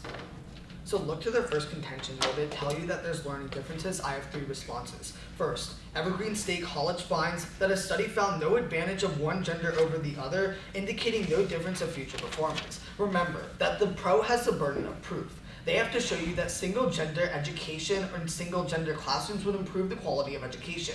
If there's any reasonable doubt that single sex education won't improve the quality of education like we show you in our third contention, you're not voting for the affirmative. And this study finds just that learning differences aren't actually seeing any differences at all. SEMSA then finds that when separated, girls believe that they can't do things that guys can and vice versa. So when you separate the genders, that's what's creating the stereotype threat. It's basically when you separate them, they have to infer reasons for their separation, and that's why they feel that they can't do stuff that guys can, and guys can't feel that they can do stuff that girls can. And that's simple how the stereotype threat actually does occur. Third, the Stetson chart that they read where they get their impact off of increased proficiency only looks to one school in Florida. Insofar as that's true, it doesn't look at the nation as a whole, so you can't just conclude from this one study that there is an increase in the quality of education. Remember, they have the burden of proof, and insofar as so far through their first contention they don't show you an increase, you drop it right there and you're voting neg automatically. Then go to their second contention where they tell you that it's an opt-in system and there's all these options and it gives all these benefits. I have a couple of responses. First, the Washington Post finds that separating the genders actually increases stereotyping, like I said, even when the voluntary classes are present. So basically, you're still seeing the stereotype threat, and remember in our case, we tell you why that's so detrimental, that it decreases academic achievement, and because of that, you're not seeing the increase in the quality of education. But second, the Arizona State University finds 2 harms of the opt-in system. 1, no data is available to find unique benefits of single gender education. Because of this, like I said, they're not proving to you a noticeable increase in the quality of education. There is doubt of its benefits. And second, it creates scheduling nightmares, and because of this, like they say that because it's voluntary, they have all these options and it makes them want to pursuing these goals more often. But however, that's not true. Remember that stereotyping causes this to decrease in student achievement, and scheduling nightmares causes them to actually not see the benefits like my opponents are saying. But then go down to just some general statistics. Co-educational schooling is better, and by having single gender education, already underfunded schools have to cut their budget more to now provide 3 classrooms when it used to be only 1. Because you need an all-boys math class, an all-girls math class, and then that co-ed option. Insofar as that's true, you're cutting funding to where it actually could be benefiting. They're not showing you a noticeable increase in the quality of education, and since there's doubt, you're going to be preferring the already system we have in our education. The United States Department of Education found 2 things. 1, there's higher SAT scores in co-educational schooling. That's already a direct link to the increase of the quality of education. And second, they found that there's higher math scores when you see co-educational schooling over single-gender classrooms. Remember that there's just no benefit to single-gender schooling, and that we need to prefer the system that's already in. When you have this opt-in system, it doesn't create anything better. It just causes more stress on these students, and it doesn't see any noticeable increase in the quality of education. The social factors that we give you in case 1. There's gender discrimination, because when you separate these genders like we show you in case, they're more likely to take on this sex stereotypes, and because of that you see a decrease in the quality of education, where we tell you in subpoint B where we say bullying increases by 9%. Even if they say that the sample size is small, it's still showing you that bullying does increase in the single gender classrooms that were studied in that sample. And insofar as that's true, remember the British Educational Research Journal, it doesn't quantify it for you, but it still does show you that there is an increase in bullying in single-gender classrooms over co-educational counterparts. Insofar as that's true, you're going to be seeing a 1.5 letter grade decrease when bullying is more prevalent. Then remember self-fulfilling prophecy, that tells you that they take on this prophecy that they think they're going to do bad, so they actually do bad. That sees a direct decrease in the quality of education and academic achievement. For all these reasons, I urge a negative ballot. Did you take prep time?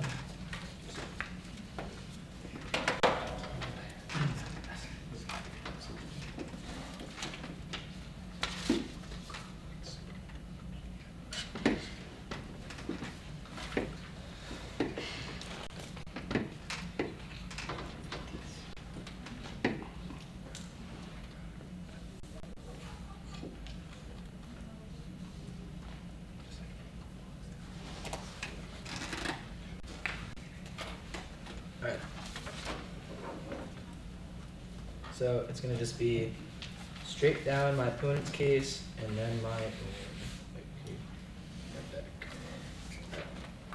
all judges, everyone, opponents, and of course Stuber. So go to their first contention where they talk to you about gender discrimination. I have a few key responses. The first is from the Gender and Education Society. They find that teachers were more encouraging and demanding of boys, and they actually rewarded girls for feminine behavior in coeducational schools. Insofar as that's true, the impact happens in both worlds, in a co-ed classroom and in a single-sex classroom. But you can look to the University of Michigan. They find that overall there were more sexist behavior in a coeducational environment, and overall boys were called on 8 times more than girls when they were in classrooms coeducationally. Insofar as that's true, they're perpetuating the problem, and they're not trying to provide any solvency for it. But then furthermore, you can look to the National Education Association. They find that girls feel more comfortable without having to worry about how they appear to boys when they are in an all-girls classroom, and vice versa for boys. Insofar as that's true, and you take away that stigma to try to conform, that's going to actually break down the stereotypes in the long term. But then furthermore, they don't give you a single reason or warrant as to why their subpoint A is true. They just throw out the word gender stereotypes. They don't give you a reason as to why it's true. But then furthermore, they don't give you any a quantified impact of this happening in the real world. You can look to Terry Spradlin. He finds that girls are 6 times more likely to engage in male-dominated subjects such as math and science when they're in a single-sex classroom,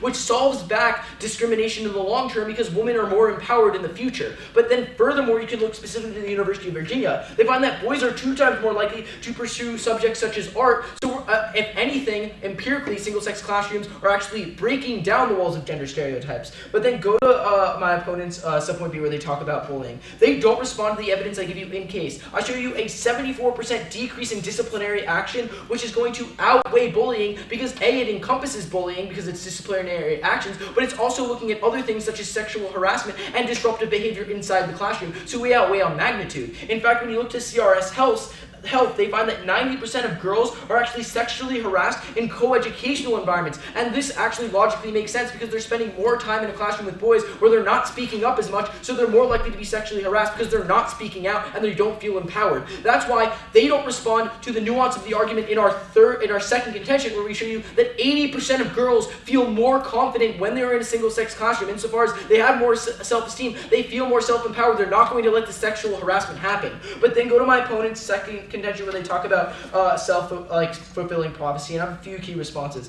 First, this argument is historically denied because the Gurian Institute finds that 40,000 teachers can be trained into the future and are being trained right now. Furthermore, USA Today finds that we already have 2 times the amount of teachers necessary for grade school. Insofar as that's true, we don't have to have more funding, we just have to divert the funding towards single-sex education and training. There is no increase in funding that we need. But then last but not least, look to the National Education Association and find that the simplest, cheapest, and most effective way to improve achievement overall when they tested it was to actually use these single-sex classrooms. But then go to my opponent's third contention where they talk about indisputable benefits. They say that there's no scientific evidence. I'm going to provide some right now. First, the University of Pennsylvania finds that single-sex education increased college attendance rates by 3.1% for girls and 5.6% for boys. Second, the UCLA finds that there was increased SAT scores by 43 points for women, and they were 20% more likely to study. So not only are they getting better tests, but they're actually retaining the knowledge because they're studying. But then last but not least, the University of Essex finds that just 1 hour a week of single-sex classrooms increases girls' achievement by 10%, and they're 7% more likely to pass the class. Now, this study is going to be outweighing any of their analysis because it's using a randomized sample, so it's going to be controlling for things such as personal bias. Their Brookings analysis in U.S. Department of Education doesn't do that. But then go to a recent debate for us on our case. They read you this cutting funding, but look to specifically the U.S. Department of Education. They find that funding for education is at an all-time high right now, so we really don't see any decrease in funding. But furthermore, they also conclude that funding doesn't actually have any benefits to the educational system. That's why we need a change to try this single-sex classroom. But last but not least, yeah, I guess I'm at it.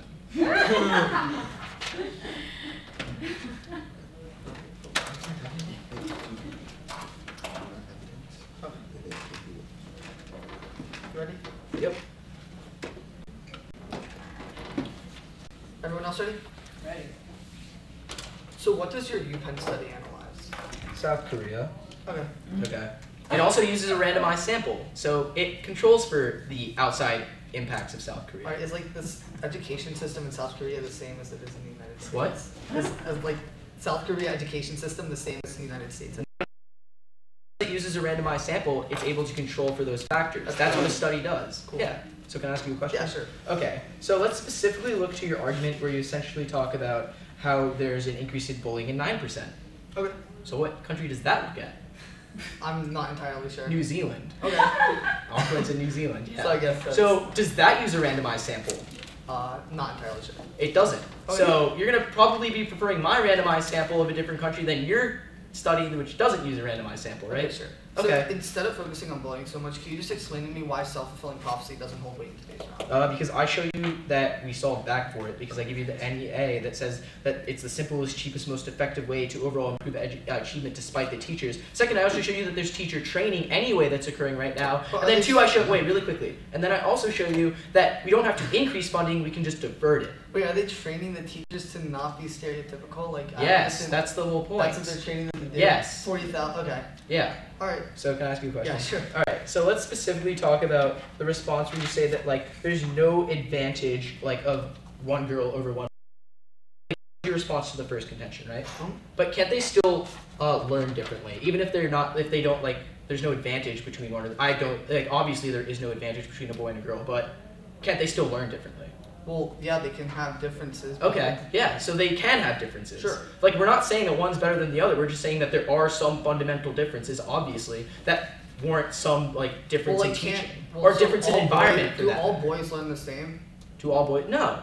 So then, how does that hold unique? Sure, because just because all boys don't learn exactly the same, and all girls don't learn exactly the same, there's still a difference between boys and girls. That doesn't negate the fact that there's a difference between boys and girls in learning, in the way that they learn. Okay, but my study tells us that, like, the learning differences aren't going to affect their future performance. So No, that's not what your study says at all. That's all your study says is that there's no advantage between one or the other. And it says that indicating no difference of future performance. Yeah, I never said that there was I never said that there was a difference in future performance. I'm saying is that they learn by gender. I'm not saying that they learn like one is going to excel better in math and one is going to excel better in science. I'm saying is that they learn fundamentally differently at some stages. Insofar as that's true, if they're in the environment that they need to be in, it increases their self-esteem. So overall, it's causing more empowerment and more education in the long run. Okay. But can I ask you a question?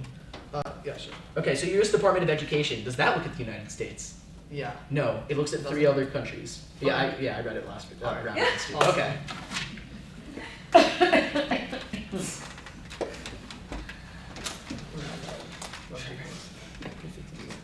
We're gonna take one in front.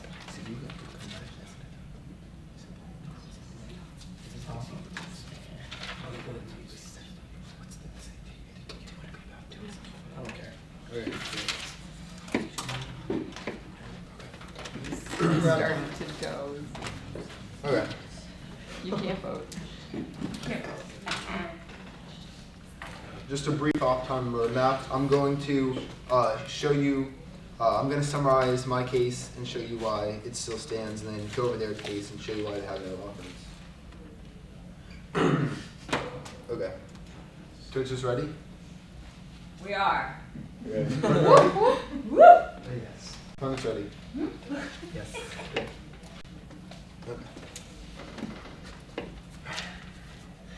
Okay, extend our observation, which tells you that they have to prove a net benefit. If you're undecided and you can't see whether it's negative or positive, you choose us because they don't prove a benefit. Look to our first contention where we talked to you about gender discrimination. And all they come up here and tell you is that these boys are called on 8 times more, but they don't tell you how many times these guys raise their hand.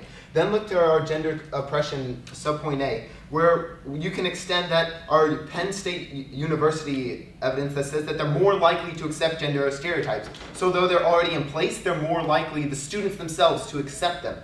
Then extend our American Psychological Association and the Association for Advancement of Science when they tell us that this phenomenon is caused when children see genders being used to segregate classrooms, they adopt the same mentality.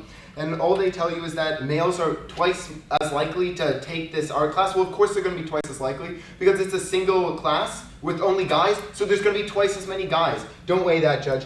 Then you can go into our subpoint B where we talk to you about bullying, and all they tell you is there's a decrease in discipline referrals. But that doesn't necessarily mean bullying. Every time I chew gum, you can get a referral at my school. It doesn't mean that that's necessarily a decrease in bullying, and that's important. Extend our University of Auckland, because that's the only study that can be weighed in today's round. It might not be the best study, but they don't show you a counter study. Then we show this is a 1.5 letter grade decrease and at least one academic subject. You can extend that. Then our second contention, they don't understand that at all. The self-fulfilling prophecy, they tell you that 40,000 teachers are going to be trained. That's irrelevant, judges.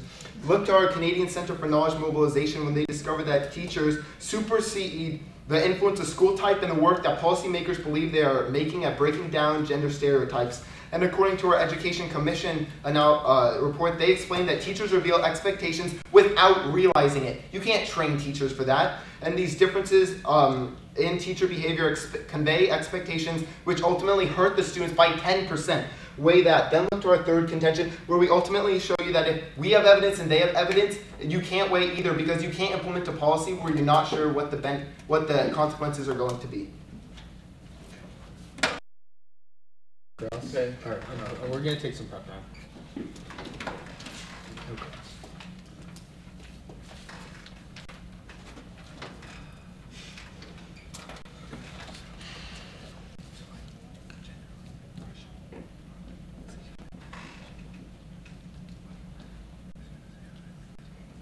Good topic and tough to be listening to.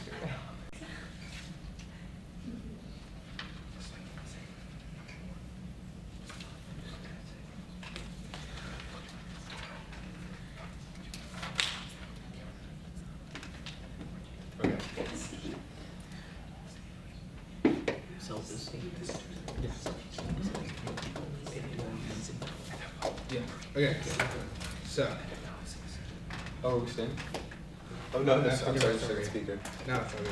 Alright, is everyone ready? Alright. So I'm gonna go over turns on their case first and then get back to it. Alright, so. Remember what Brian tells you in his rebuttal. Even if you think single gender classrooms have gender stereotypes, that doesn't mean that coeducational ones don't. We show you empirically that coeducational are far worse than single gender classrooms. So even if you buy single gender classrooms are bad, remember coeducational schools are worse. We show you that in coeducational schools, boys are called on 8 times more, and basically girls are preceded to need help more than boys, and boys are encouraged to do stuff by themselves because the teachers in coeducational classrooms perceive boys as better in certain subjects, so that reinforces gender stereotypes. That's why in single gender classrooms you no longer conform or are dealing with opposite gender, so you don't conform to heteronormativity and other social norms. And that's why you see that we see 6 times more women in opposite male-dominated field, and then 2 times more men in women-dominated field. We're showing you empirically we're breaking down social norms with single-gender classrooms. But then the next place to look is going to be on the bullying argument. Remember, we show you a couple things. The first of which is that overall disciplinary referrals went down by 7 and 4% for boys and girls. This is extremely key because not only does this include bullying, this also includes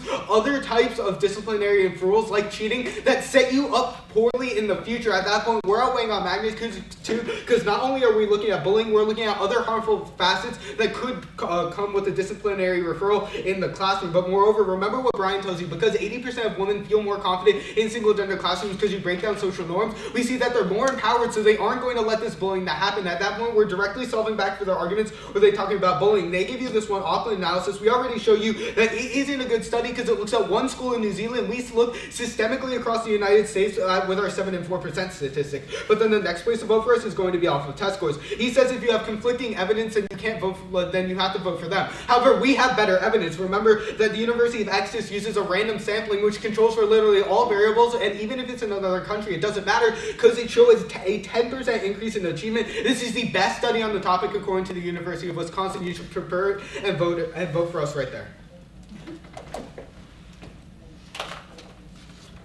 So you ready for Grand Cross?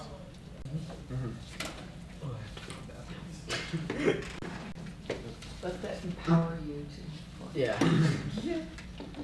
Gives you a sense of urgency. Gives you fuel. No, that was a quote. I said it gave me a sense of urgency once. Yeah. So you guys ready? Yeah. Okay, so you say that there's like this 10% increase in academic achievement, and we have to weigh that above all of our evidence because it accounts for all variables. But then in my second contention, I show you that there's actually a 10% reduction in student achievement because of the self-fulfilling prophecy. So don't they cancel each other out? Not necessarily, because this is a better quo. No, because this is a better study. No, they're looking at different things. Mine is looking at the self-fulfilling prophecy. Yours is looking at the even though yours is that's not how studies work. They basically look at what happens in the single gender classroom and then come up with reasons why that may happen. The self-fulfilling prophecy is a logical argument. When you're looking at the actual empirics in a study, we have the better empirical analysis from the University of Exeter because it uses a random sampling assignment. In layman's terms, this is happening in the real world right now. Yours is more hypothetical. No, the Education Commission. No, it's a study. It says maybe it's what happened. No, it's what happened. You have two links to it. This is what happens. You have two links to jump into your argument. You're like, if this happens, then there's a decrease in 10%. I'm showing you that a direct link, 7% increase in 7% more likely to pass the class, increased scores 10%. That's a direct link. As a direct result. And it's the best. Listen, ours is the best analysis because it uses a random sampling assignment. Okay. That's what the University of Wisconsin says. When we have this, it's probably the best study on the topic. You never give me any reason why your 10% reduction in achievement because of the self-fulfilling prophecy would be better than what we've already told you is the best analysis to look at. Okay. You just assert that they would cancel out, but ours is better. Okay. Well, the both studies look at two different warrants and two different paths in which the end goal is realized, and we they have both a stronger strength of link. Because and a better study. So we have a better study because your study may not account for. Can you tell me what my study says? Not only that. Wait. What your study account? I mean, that's your job. You're supposed to just show. You're supposed to. My study accounts for these variables, and yours mine accounts for every variable. Does it use random sampling? Does it use randomized sampling? Because that's the best way to control for personal bias. Okay, yes, I'm not entirely sure if it does. Well, we're entirely sure that our study does. It says that it employs this because it's the best way to look at every variable. Okay. So I show you how in our third contention, how the Brookings Institute says that the conflicting evidence can't be ignored, and that the Penn State University looks at all the evidence, and they tell us that the bottom line is there's not good scientific evidence for the academic advantages. And they say, can I finish? Sure. And they say this because they look at both sides of the evidence, and they see that they're direct. Contradicting conclusions from all studies, and therefore say if you look at all of them, you can't have a conclusion. Wait. I'm gonna explain this. So this is what Penn State did. They conducted a meta-analysis where they're looking at studies that say it's good and studies that say it's bad. The problem is that your studies were good. I'm showing you one really good study with a randomized sample. Where your Penn State University evidence, what date is it from? Is it before 2013? Our Penn State evidence is from. Give me a second. I can pull it up. That's time, but that's time for Cross. You can just let us know when you find it. Yeah, just say it out. I don't care. Okay, 2011. Okay, yeah. So, pretty recent.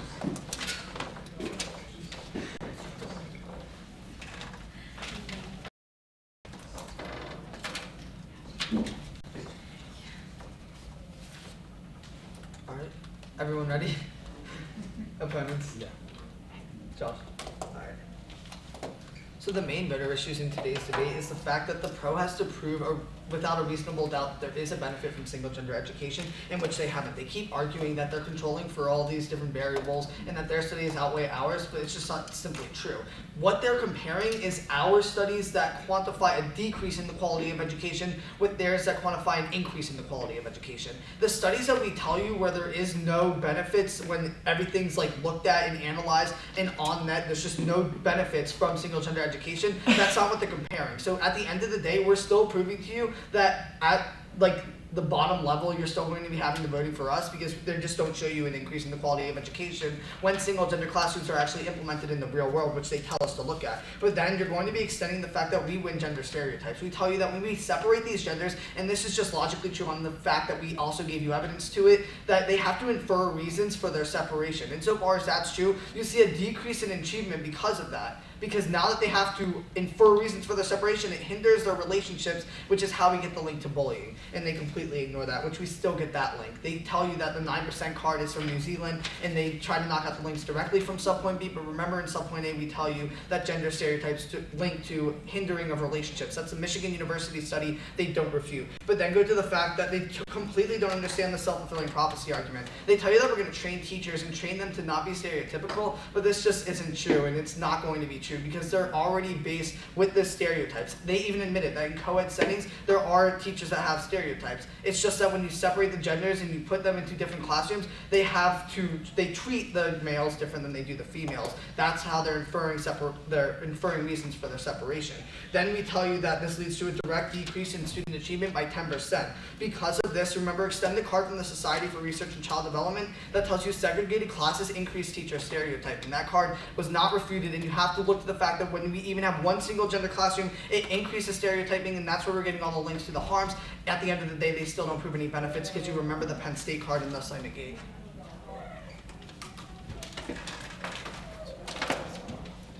Yeah. Can I have timer?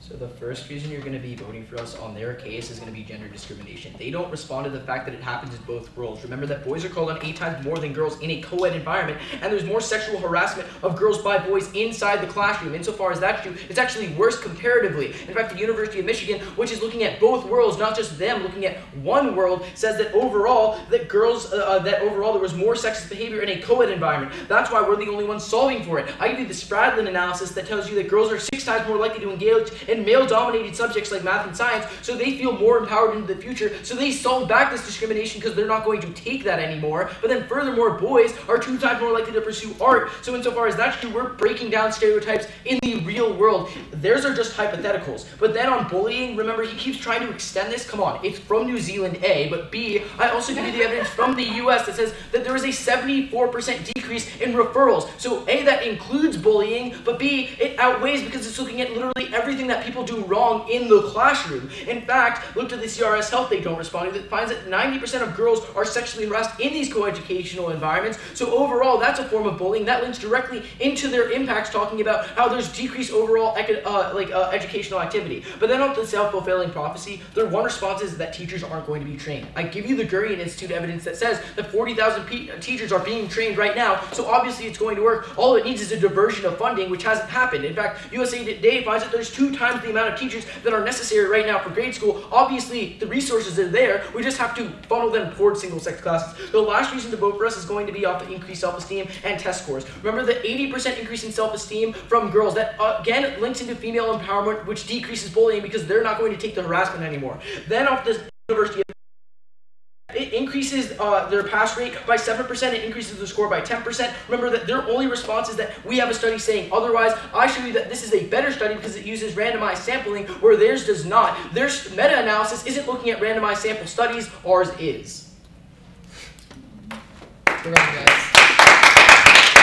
Yay! How about the 3rd grade? Yes, but is it the boys or the girls? It was the boys. Oh, I'm not mentioning any boys. You had them. Okay, judges, can you write on a slip of paper or something that you could give me your... That'd be fine too. I just need to know what the vote is so that I can decide whether or not my vote is even important in this debate. I can give people pieces of paper.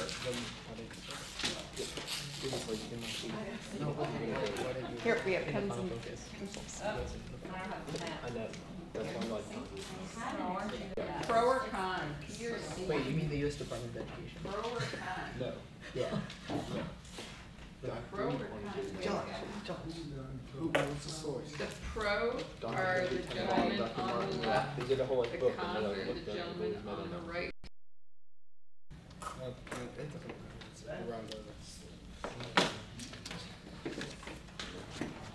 Here's one of them back. Back to you.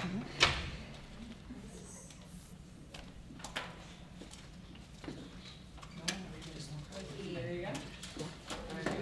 And the blue pen, because this is the pen belongs to the teacher. Oh. said teacher pet. Yeah.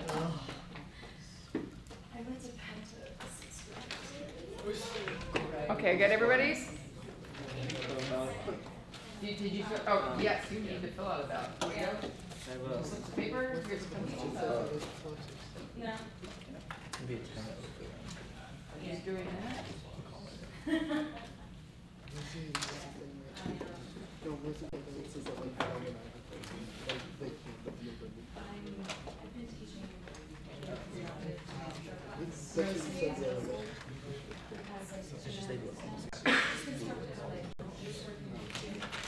Just look through it in the study. The one up that's talking about reviews. And intensive. Like, well, that's one.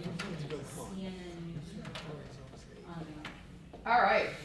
It is a very, very close decision, and my ballot is not necessary at all because it's a 5-4 decision.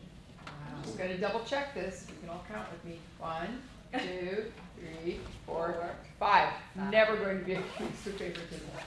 1, 2, 3, 4. On a 5-4 decision, the ballot goes to the pro.